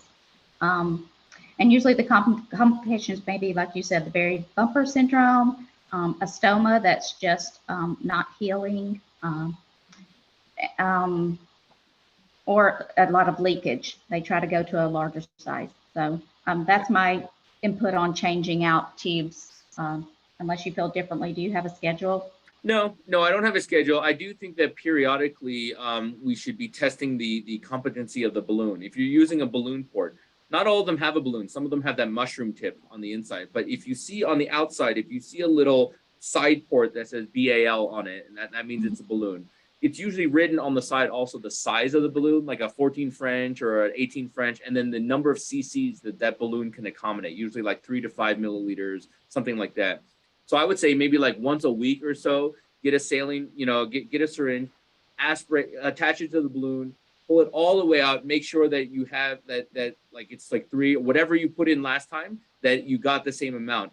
If you're noticing that you put in 5 cc's last week and you only pulled out 3 or 2, that balloon may be leaking. All right, it happens over time. Like these devices have a limited lifespan. I don't really know what they are. I don't recommend routinely swapping them out if they're working great. But you should also be aware that they're not designed to last forever. And so when you start having problems, that's when I'd say, okay, come on in and we'll swap it out. But I don't have a time schedule, like every 6 months, every 12 months. I don't have that. Yeah, and I was referencing more like surgically placed tubes. So for balloon tubes and things, I mean, I can tell you this, that the insurance companies usually won't pay for more than one a month reimbursed. Yeah. So if that kind of gives you a schedule. Yeah. Now, one thing I do have to say as a surgeon is we're very worried. We're very concerned about displacement in the first week or two before the new tunnel is mature, as we call it. So if that tube has been in for years, if it falls out, the worst thing that could happen is that the hole closes up before you get something as a placeholder, like a bookmark, into that hole. If it's been there for a long time, then you don't have a problem with it. When I was in residency, I was doing pediatric surgery. I took care of a lot of kids with cerebral palsy who had G tubes that the parents were very, very expert in like, oh, it fell out, I'm just going to put a Foley in or put something in and come in and get it swapped out. in the early postoperative period, after we've placed the tube, before those tissues have had a chance to mature and scar and form a nice tunnel, if that tube falls out, then the stomach could fall away from the wall of the abdomen and leak gastric juices into this peritoneal cavity. That would be like a surgical emergency. And so it's also very dangerous to try and shove something back into the tube in the first week after it was placed. So definitely, if you have that problem, go right to your ED and call the provider who put in the tube. Thank you. Have you heard of a patient who felt great on TPN and then when the TPN is running, they suddenly start having a CNS response? She did include some more details in the chat, but just in general. Well, so yeah, I get this report maybe once a year or so, and I always consider whether they're having an allergic reaction to one of the components, whether it's one of the vitamins. We have the standard multivitamin, and then we have the trace elements like copper and zinc and stuff like that. So if they're having a reaction only when the TPN is running, but when they shut it off, they feel better or whatever, what I would recommend is that you contact your PPN provider and ask them to start taking out one component at a time, right? So for next week's delivery, omit the multivitamin. That's good because we're actually in a national shortage right now. So maybe leave out the multivitamin and see how you feel. And if it has no difference, if you don't feel any difference, then clearly it's not the multivitamin that you're allergic to. And then try taking out the trace elements, right? And if that doesn't work, then what else are they putting in? Are they putting in an acid suppressing agent like famotidine? Are they putting insulin in? It's highly unusual to be allergic to insulin. But these sort of symptoms that occur only when the TPN is running, that makes me suspicious they're having some sort of allergic reaction. Yeah, the only thing I would add to that is the blood sugar too as well, especially if they're adding insulin to the TPN. That's the first thing I usually ask. Yeah. Thank you. How often should a PEG tube be replaced? I think we already answered that question. Yes, you did. I apologize. Whenever it stops working, whenever you have problems. Those were supposed to be clumped together. That was my fault. Yeah. So we talked a little bit about the vitamin shortage. So suggestions for managing delays in patients receiving supplies due to challenges, and what can we advocate, or what can we do to advocate for those shortages? Is there any way we can get things faster? Kristie, so for me on shortages, I encourage people to get extra supplies when they can, meaning when you're in the hospital, when you're not using all your formula or all your supplies, if you're in the hospital, if you're NPO for a procedure, if you happen to be eating by mouth or your child eats by mouth some and they're doing better at that period of time, but I don't recommend more than a couple of weeks because too much formula or supplies on hand leads to using expired product. And also when you have months of formula on hand, that means someone else doesn't have any. So that's my take on, I do recommend, getting some extra supplies, but usually 2 weeks is my threshold. I'm not sure if what I'm allowed to recommend in terms of deviating from standard of care. We are oftentimes in a situation of rationing for shortage for one thing or the other. And every time that we do that, we have to deviate from what our standard of care is. So I would say if you're eating any amount of oral intake and your TPN is not total parental nutrition, but just supplemental, like if they're giving you half of your needs, if you're only getting TPN 3 to 5 days a week or something like that, then you probably are okay to omit the multivitamins from your TPN and take an oral supplement. I would just say that any medication that you can get in liquid form is probably better if you have intestinal failure than tablet or capsule. It doesn't have to go through that breaking down process of, breaking it into smaller pieces, and it can get absorbed higher up in your GI tract. Another question kind of building off that was what is a good tolerated multivitamin when there is this shortage, is that something that could be found in liquid form? I don't have a brand that I don't have a go-to brand. I just say search on Amazon for liquid multivitamin. I don't want to put you on the spot, sorry. Yeah. And I don't have a brand as well, but a lot of times the home infusion provider will provide that multivitamin, so it's what they dispense. If there's a shortage, they will just provide that in the interim. Perfect, thank you. And again, apologies for putting you on the spot. I'm just Sure, no problem. So we had a few questions about best practices and infection prevention as far as central line care goes. So I'm going to kind of bunch them again. So why are some people more prone to infections? What are some best practices? And what is the latest take on ethanol locks for infection prevention? Kristie, you want to go first with best practices at the bedside? Sure. So best practices always first and foremost is hand washing. To me, number one. Number two is the scrubbing the hub. That is the key, the second most important thing that you can do. That mechanical scrub, the timing of that scrub depends on the exact device that you're using. The needleless connector, it's per the manufacturer's recommendation.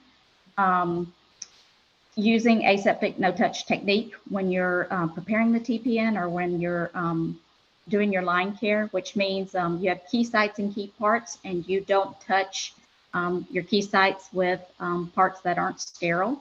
I think about recommending patients have a CVAD with the least number of lumens that they need for their therapy. Sometimes you see patients and they have triple lumen catheters and they're on one therapy.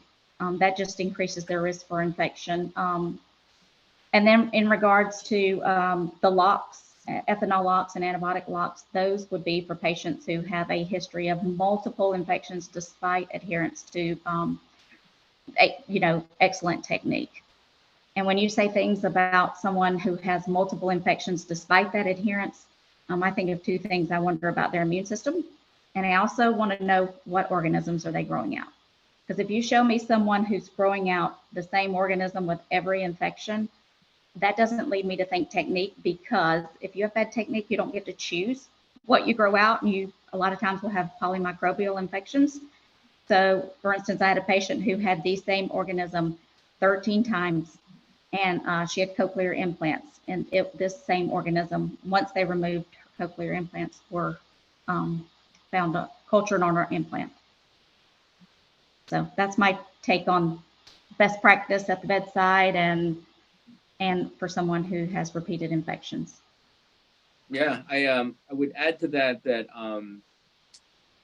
when someone has repeated infections, I'm also a little bit more diligent about screening them for micronutrient deficiencies like vitamin C or essential fatty acids or something, because deficiencies of those could present as immunosuppressant and susceptibility to infections, assuming that they're doing, like, the first step is all of the stuff that you said at the bedside, hand hygiene, scrub the hub.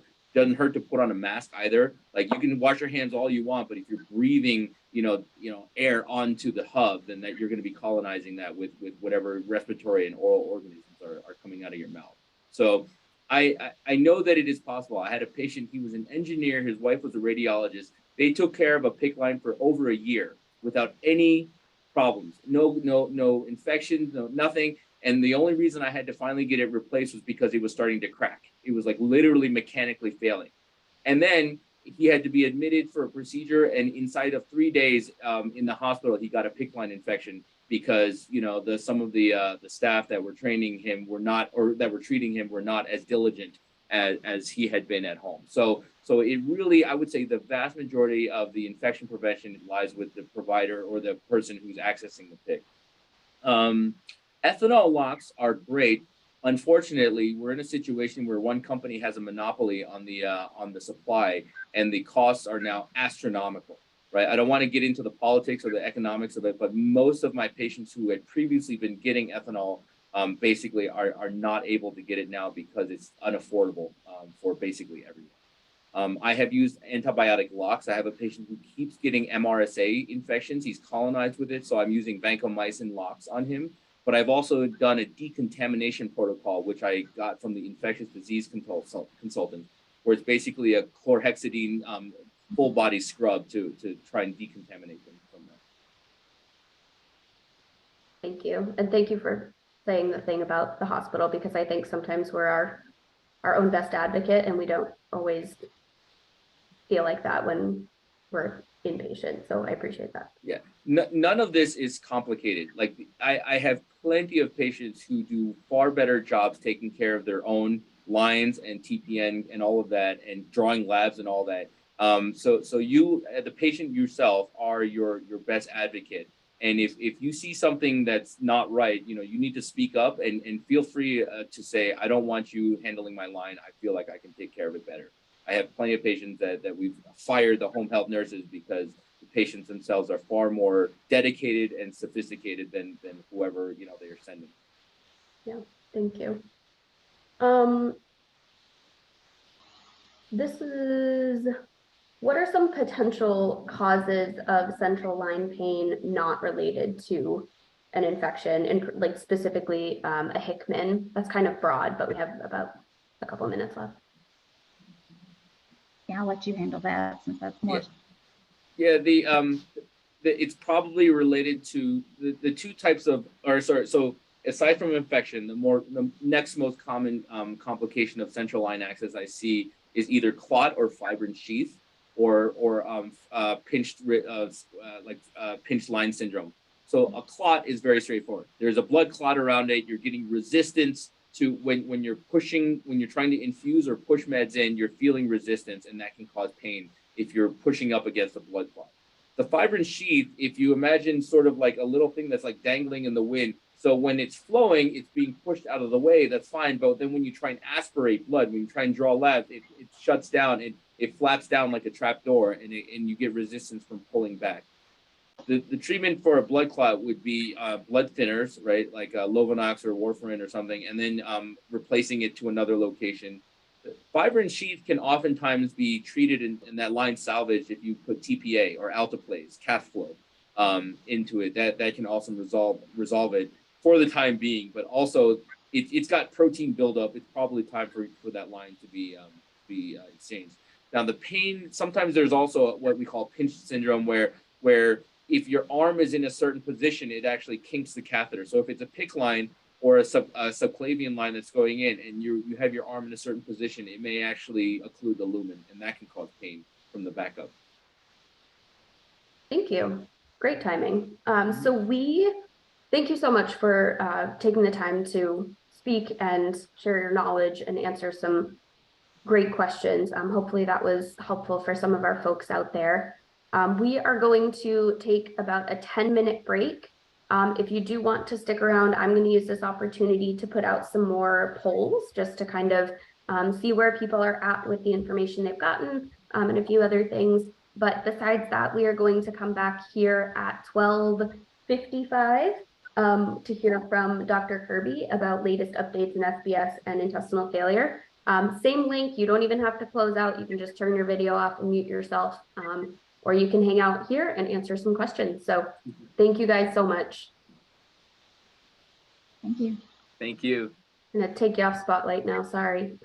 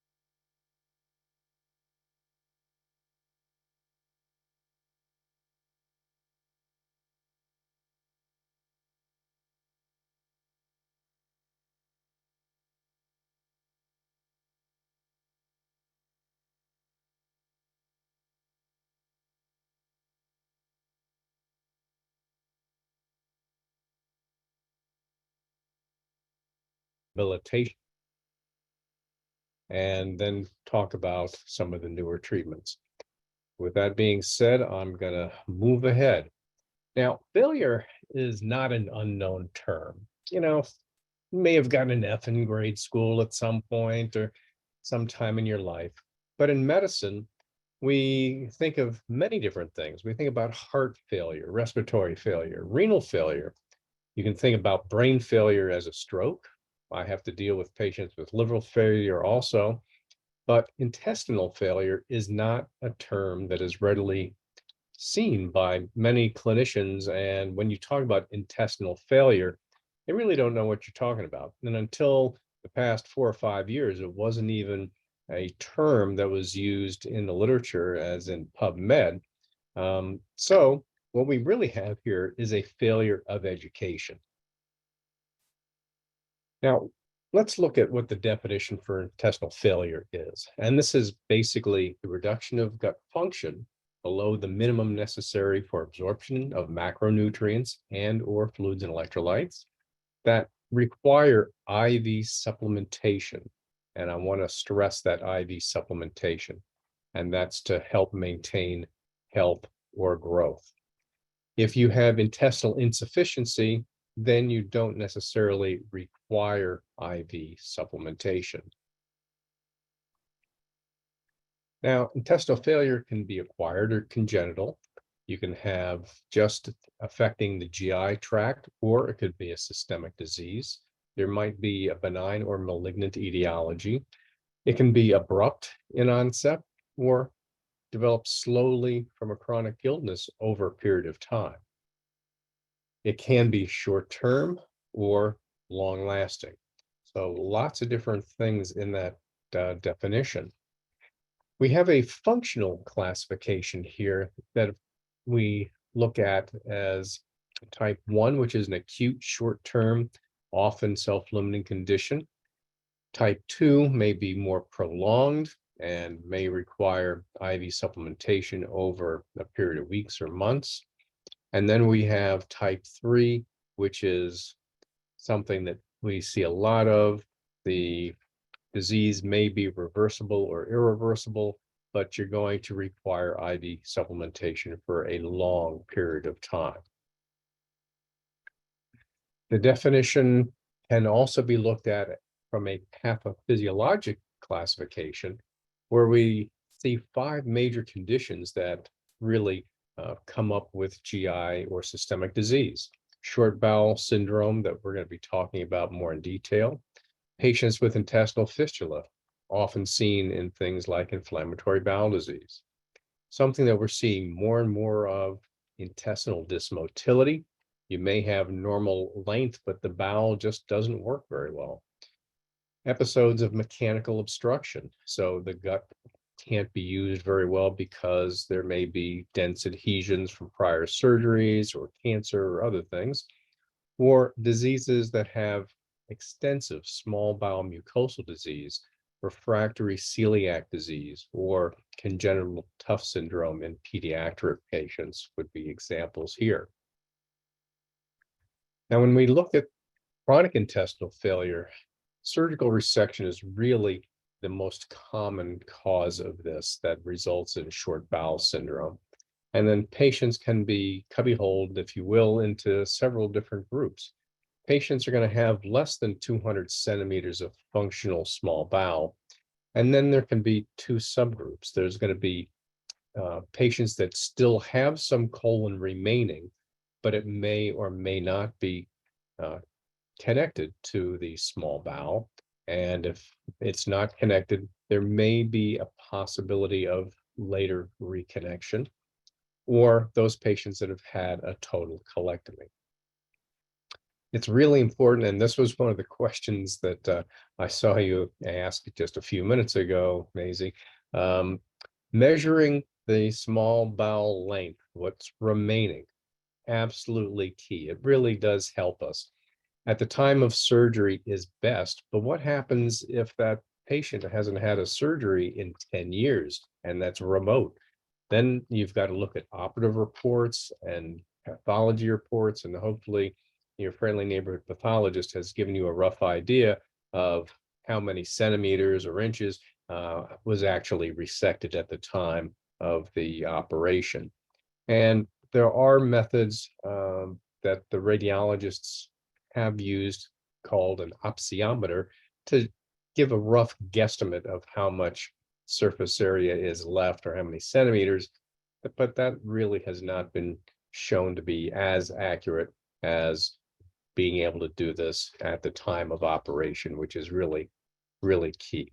And I know our surgeons are very keen on doing this. We've tried to beat this into their heads multiple times because it really makes a difference to us how we approach some of these patients.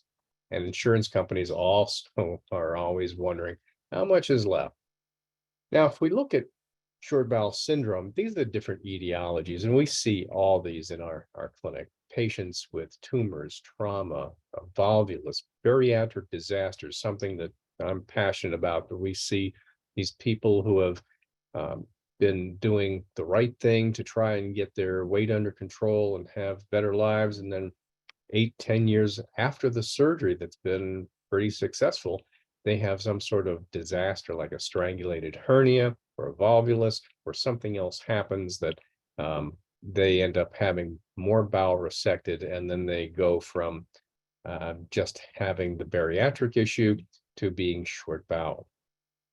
Patients may have episodes of ischemia, or they may have had radiation therapy, strangulated hernia, and surgical complications. Again, the #1 cause of problems here.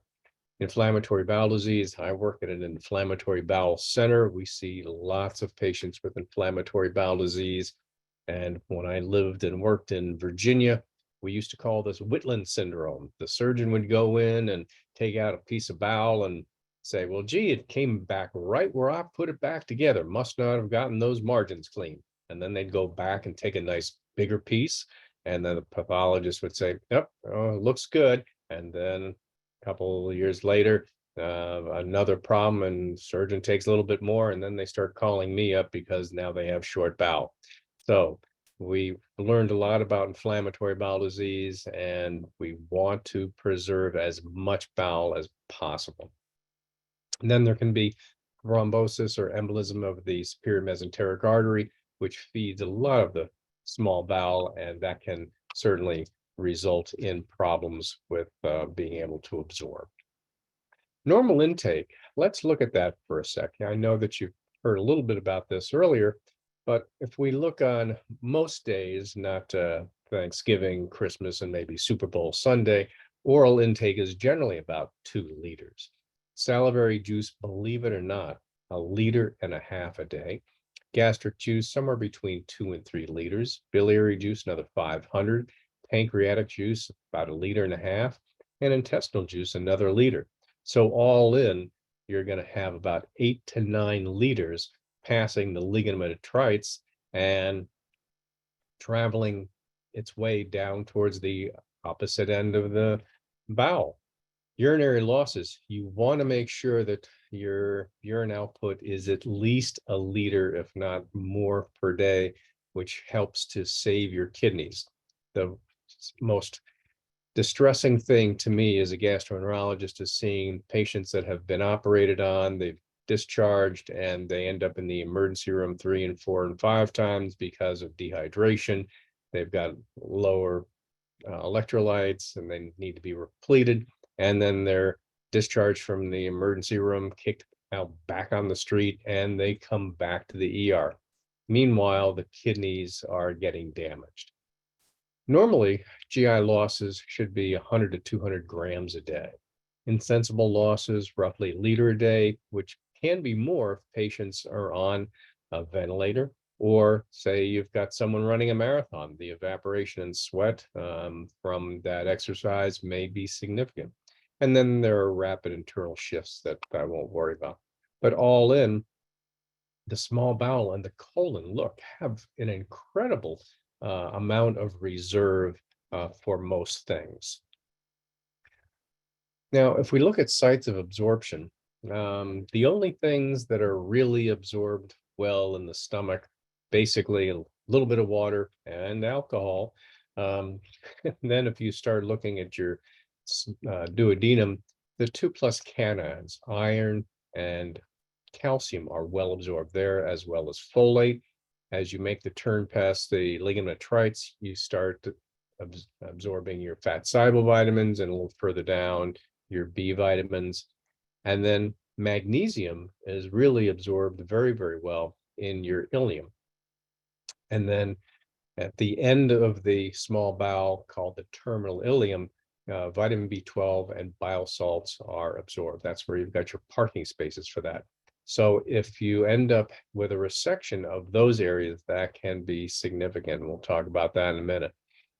The colon likes short chain fatty acids for its fuel.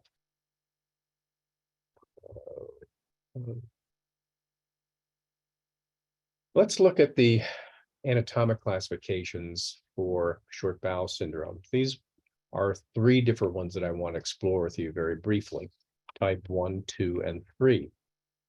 The worst case scenario is really type 1 anatomy, and this causes more intestinal failure than any of the others.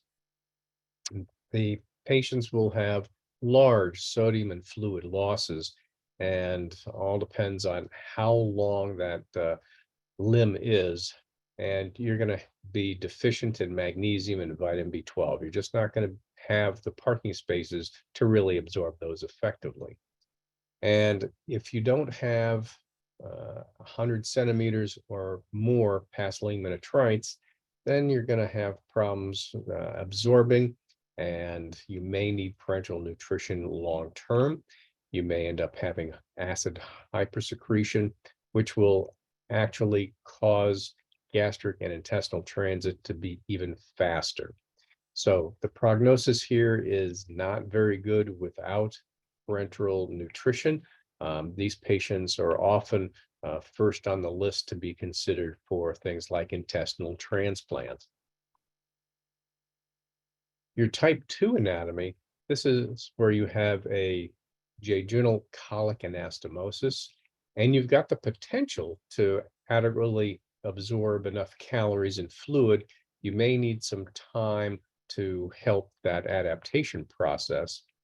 But if you have less than 100 centimeters of terminal ileum resected, you're going to be prone to bile salt diarrhea, as well as possible vitamin B12 malabsorption. If you've got more than 100 centimeters of terminal ileum resected, you definitely will have fatty acid diarrhea, and you will not have any of the parking spaces for B12, so you're going to have to be giving that to your patient. So again, the jejunum does not adapt very well. It's very prone to rapid transit, and prognosis, again, would be sort of guarded on how much surface area is left, and that has to be determined. So the rarest type is actually type 3, where you have a jejunal ileal anastomosis. There may be a very, very short amount of jejunum, but you've got a fair amount of ileum, and the ileum is really smart compared to the jejunum. You're going to have preserved absorption of your vitamin B12 and your bile salts. Over time, transit can be fairly normal, and usually do well unless there's really further ileocolonic disease, such as things like either radiation therapy, Crohn's disease. However, if your small bowel is only 30 centimeters, then you're going to end up on parenteral nutrition long term. But the prognosis to stop parenteral nutrition is actually pretty good in these patients, especially if you have the ileocecal valve present, which I will talk about in a few minutes. So this is, again, is the rarest type, but certainly when we see these people, we know we have a very good chance of getting them off parenteral nutrition if they come to us on that. So let me change gears for a moment and introduce the concept of gut rehabilitation and transplant. And we've had this program since 2003 at Cleveland Clinic.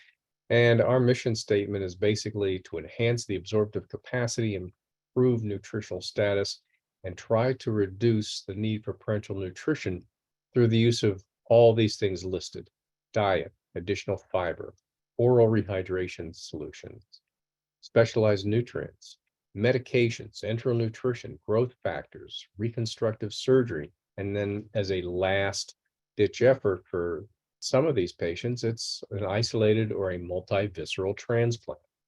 So with all those tools, this is what we generally do. So we know that with short bowel syndrome with a colon, it's important to restrict fat. We know that you can, with a colon left, with a high carbohydrate diet, depending on how much small bowel you have attached, you can get up to almost 70% absorption of your nutrients. But if you have a high fat diet, that's got to go through. It's not going to be absorbed well, and your absorption will be down below 50%. If you have an end ileostomy or end jejunostomy, the difference is much less. So we don't necessarily restrict fat in that particular patient group.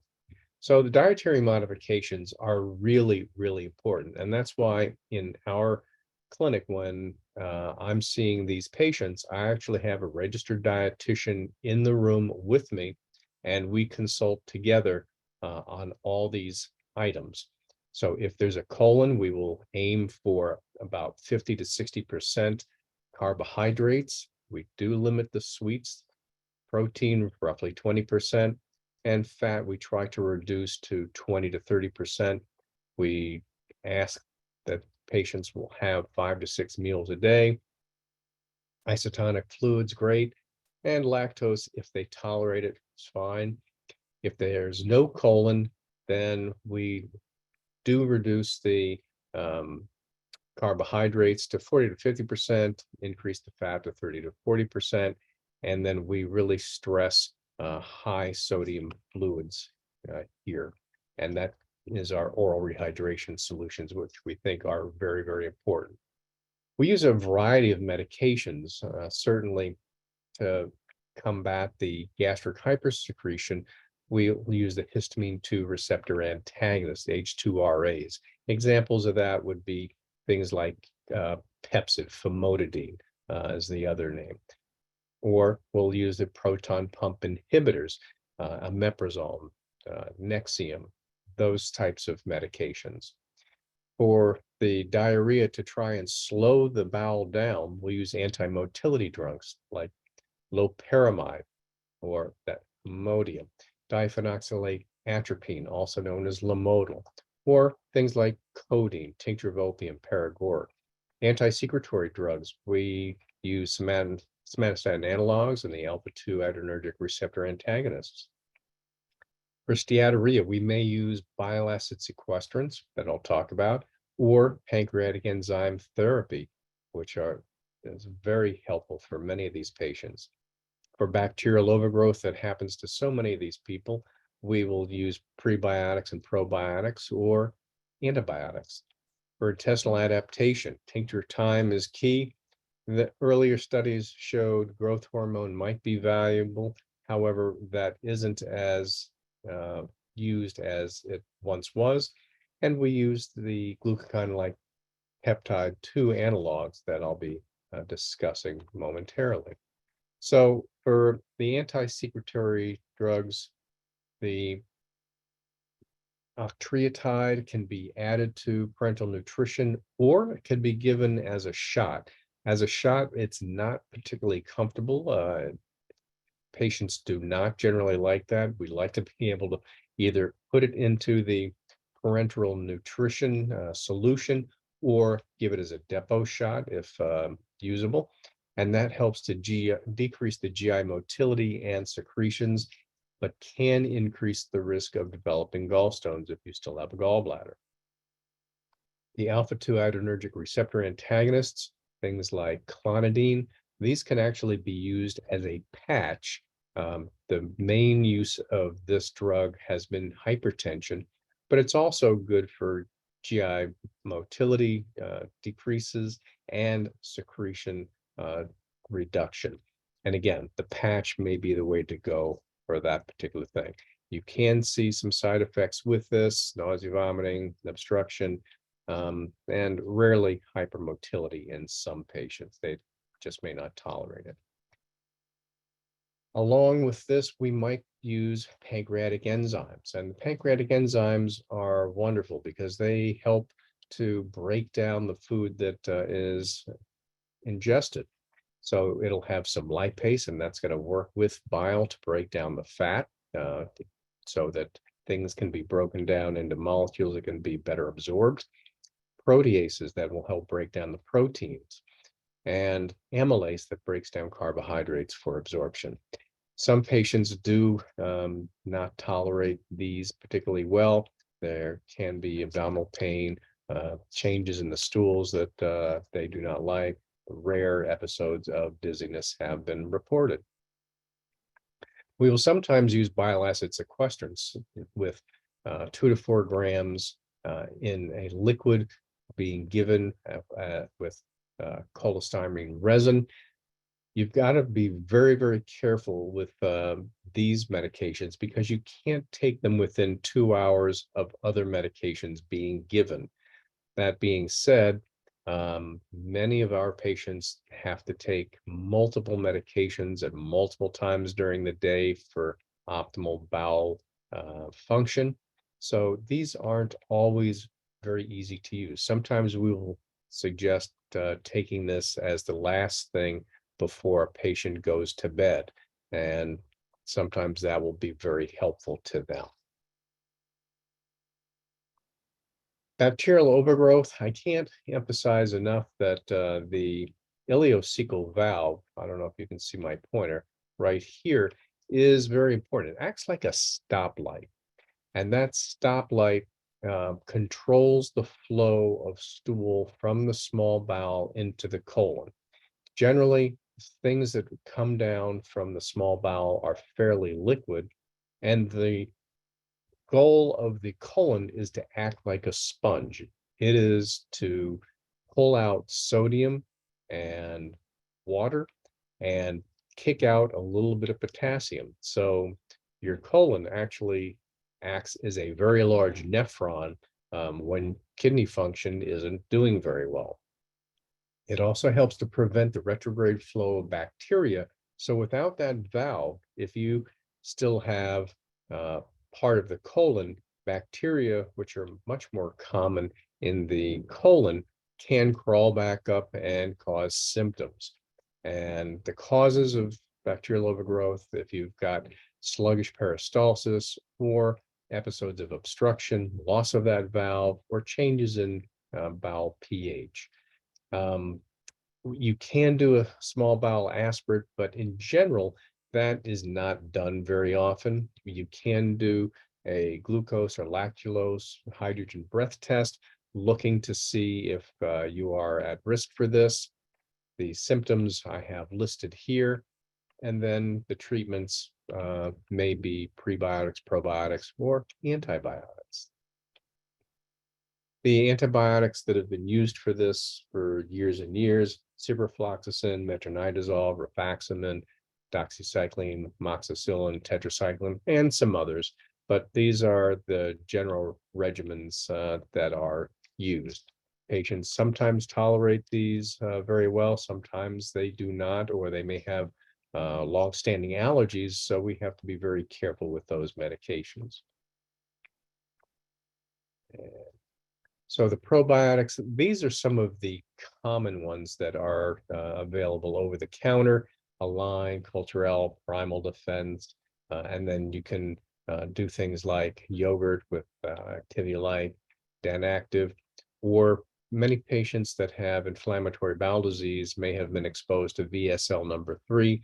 That's a much more expensive probiotic, and its major function is beneficial for patients that have pouchitis, that have had surgery for inflammatory bowel disease. They have a J-pouch that's been made, and they may have inflammation of that. Sometimes the probiotics do help some of those patients. What about the GLP-2s? So enteroendocrine peptide is released in response to being fed. And we have GLP-2 analogs. The first one was teglutide, better known as Gattex. And any of these medications are going to be very expensive, actually rival the cost of parental nutrition for a year. They're very staff intensive because once we start someone on this, we really need to be in constant contact with them because things may change very quickly in terms of being able to absorb more. And I liken this therapy to miracle grow. So the villi do grow a little bit and they absorb more. So many patients are able to absorb more fluids and more nutrition. And sometimes they can either reduce or get off parenteral nutrition, with getting off as a major goal. And then we have several opioid derivatives that we use as options for anti-motility in these patients. If we can slow the transit by reducing the smooth muscle activity, you're going to see an improvement in nutrient absorption. The use is really widespread over the country and actually the world. And by using these, we can help keep ostomy appliances on, which is great because patients with ostomies really suffer widely with accidental soiling, skin excoriation, et cetera, et cetera. Loperamide is generally preferred as the first-line option due to lack of addictive or sedative effects, though you have heard many reports that young people are taking huge numbers of these and getting some sort of strange high, but they're also having side effects from it.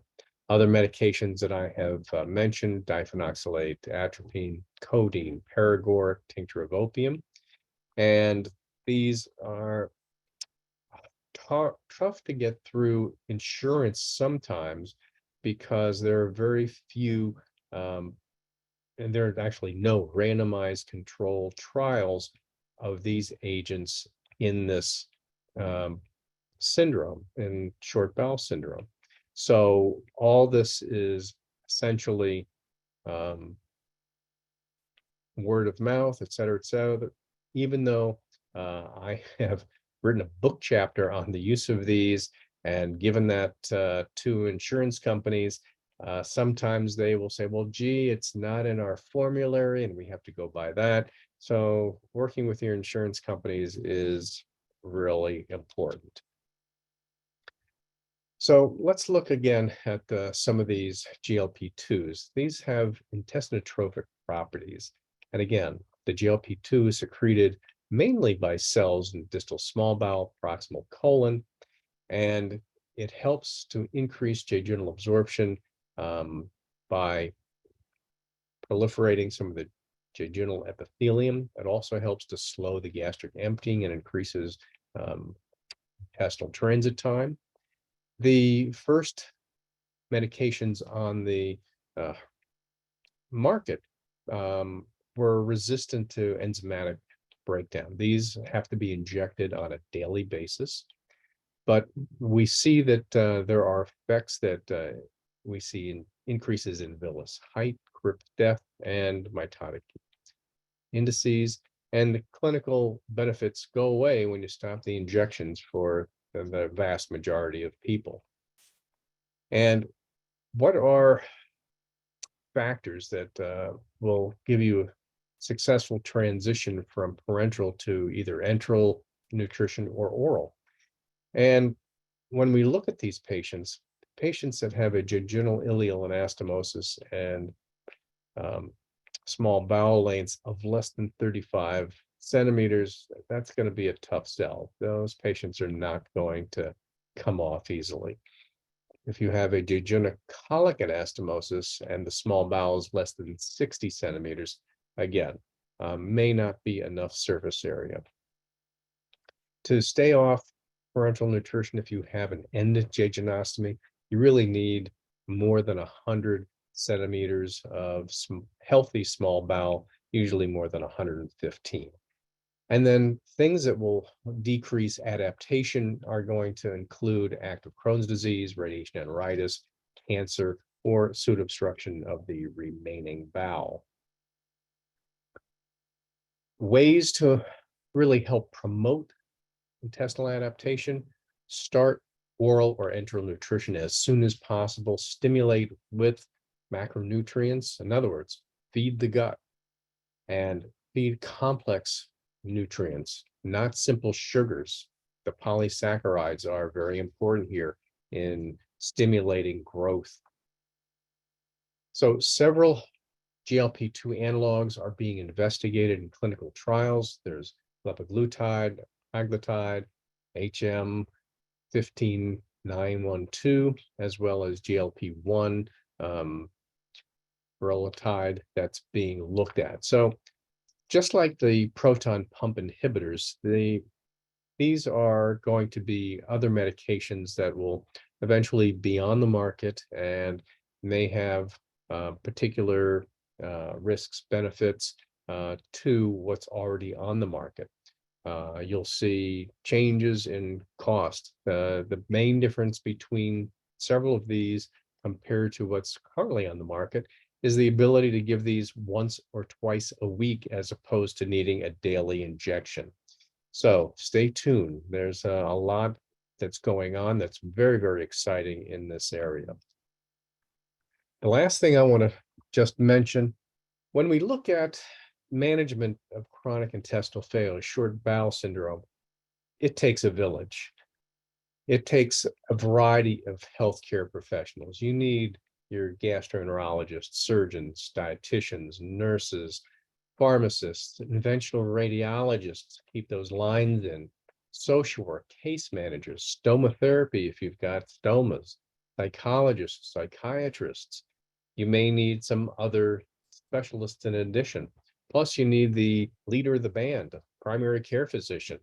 Maybe they will say, gee, you're too complicated for me, but someone needs to step up and help with, what happens if someone gets flu, pneumonia, COVID, different things, urinary tract infections, not just things that are related to short bowel syndrome. So with medical care, we do dietary counseling. We've already talked about the medications. We may have to prescribe parenteral nutrition or intravenous fluids, enteral nutrition. How do we manage the access devices? I know that you were talking about that earlier. We may have a role for our surgeons in reconstruction, step procedures, a variety of other things, as well as intestinal transplant.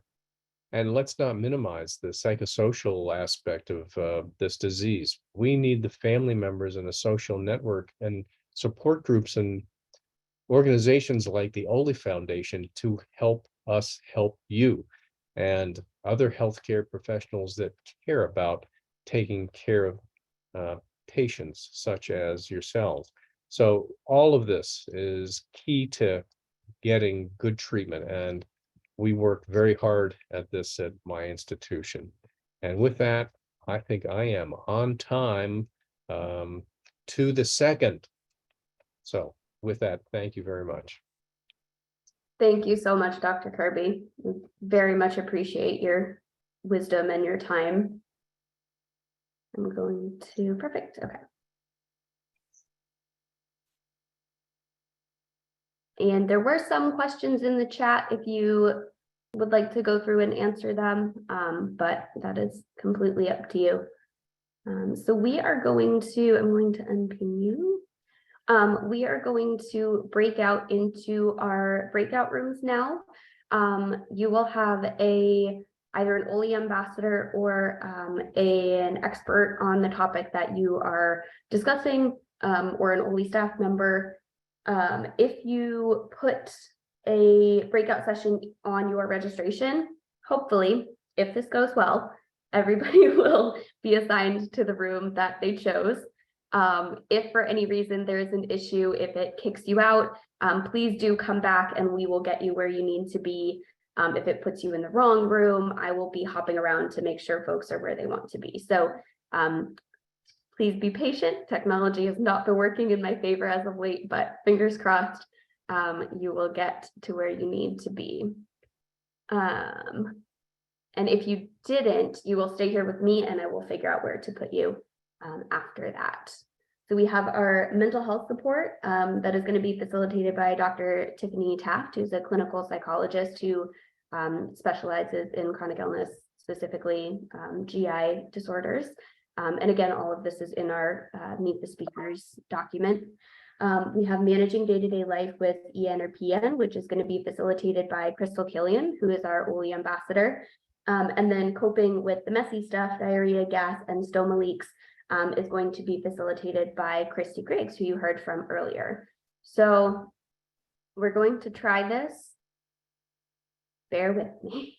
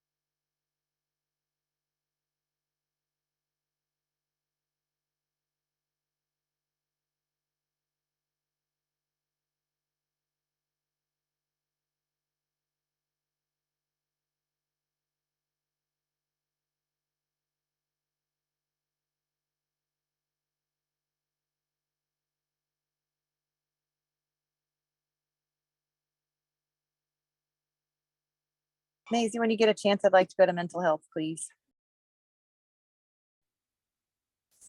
Beth Gore. I don't know if you can see where I'm. I gotcha. Thank you. I think you're as Andrea, so I'm going to boot you over there. Yep, thank you.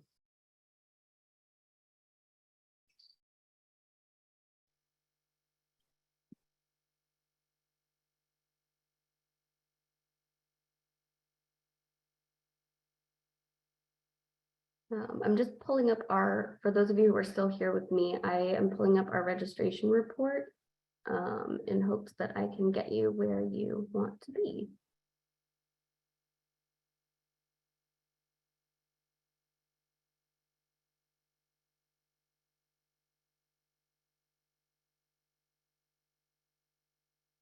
If you know which room you would like to go to and you want to put it in the chat, I can just send you over to that room.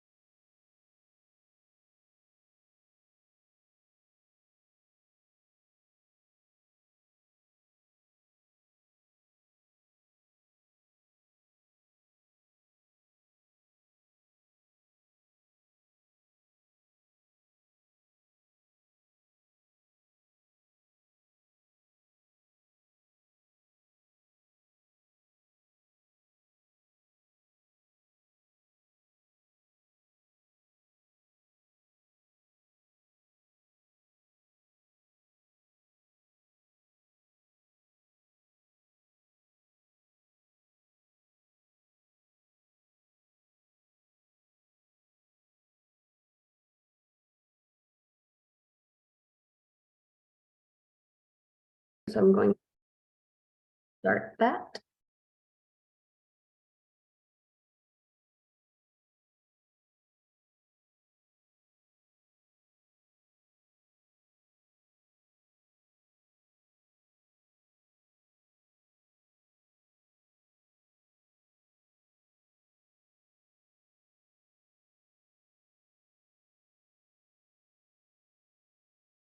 Right. Thank you so much to our facilitators. People are still kind of trickling back, I believe. Hopefully those were helpful. You were able to make some connections, maybe get some answers. I hope it was a positive experience for you all. Of course, if there were any questions that you didn't get answered or you would like more resources on, please feel free to email me or check out our website. Before we hop off, we have a few more minutes, and I would like to try to play Vective Bio's animation again, because that did not go well the first time, and it's very pertinent to this topic. So I want to make sure we do that.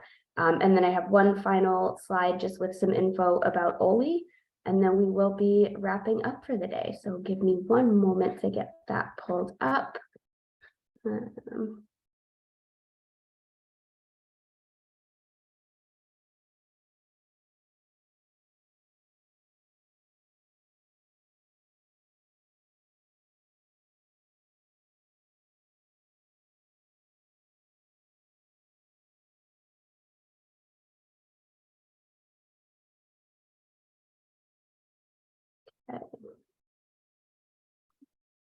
Can everyone see that? Yes. Okay, do full screen.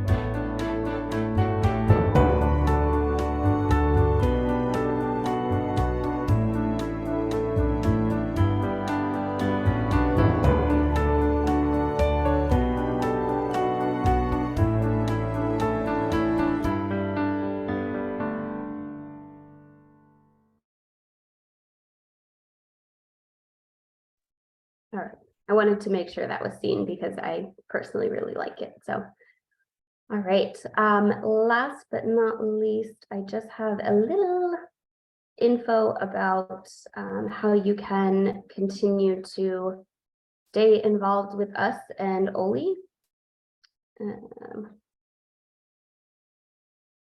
So a few ways to get involved: become a member if you haven't already. It's free and you will get up-to-date information about resources that are available, events that are coming up, just exciting things that are going on.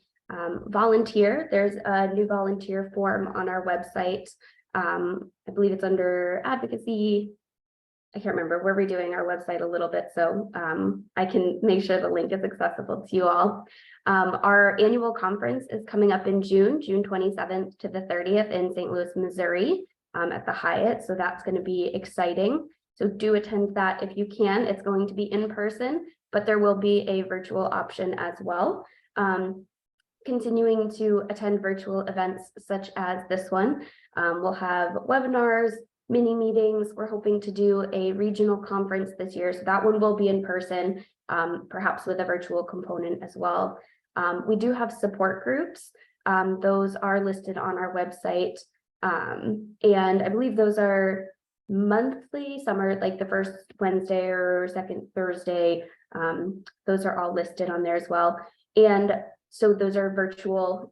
There's like a young adult one. There's one that is open to caregivers. So there's a lot out there for folks who are looking for more of this community aspect to connect with people who understand what you're going through. And those are facilitated by our Oley ambassadors, who are just wonderful people with lived experience and who know a lot of great resources that Oley can offer and beyond. And lastly, follow us on social media, Facebook, Instagram, LinkedIn. We will continue to post resources there, as well as events that are coming up. So definitely stay tuned, engage with us, comment, like, share, all of that good stuff. And if you need to get in touch with us, all of our contact information is right on our website.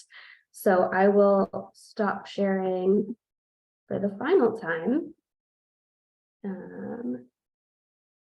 And if you do have any follow-up questions, I will put my own email in the chat as well. And you can definitely forward along any questions that didn't get answered or any more questions that you had to me. And I will try my best to get those to the right people and get back to you with some answers. Lastly, this will be recorded, or it has been recorded, and will be accessible on our mini meetings page. So past mini meetings under our events tab. And we will upload PDFs of the slides as well. So all the information that you got here will be accessible later on, should be by the end of this week, if we get our ducks in a row. So this will all be accessible, but stay tuned for future events. And thank you so much for taking the time out of your day to attend and hang out with us. And happy Rare Disease Day. That is all from me. Thank you guys so much.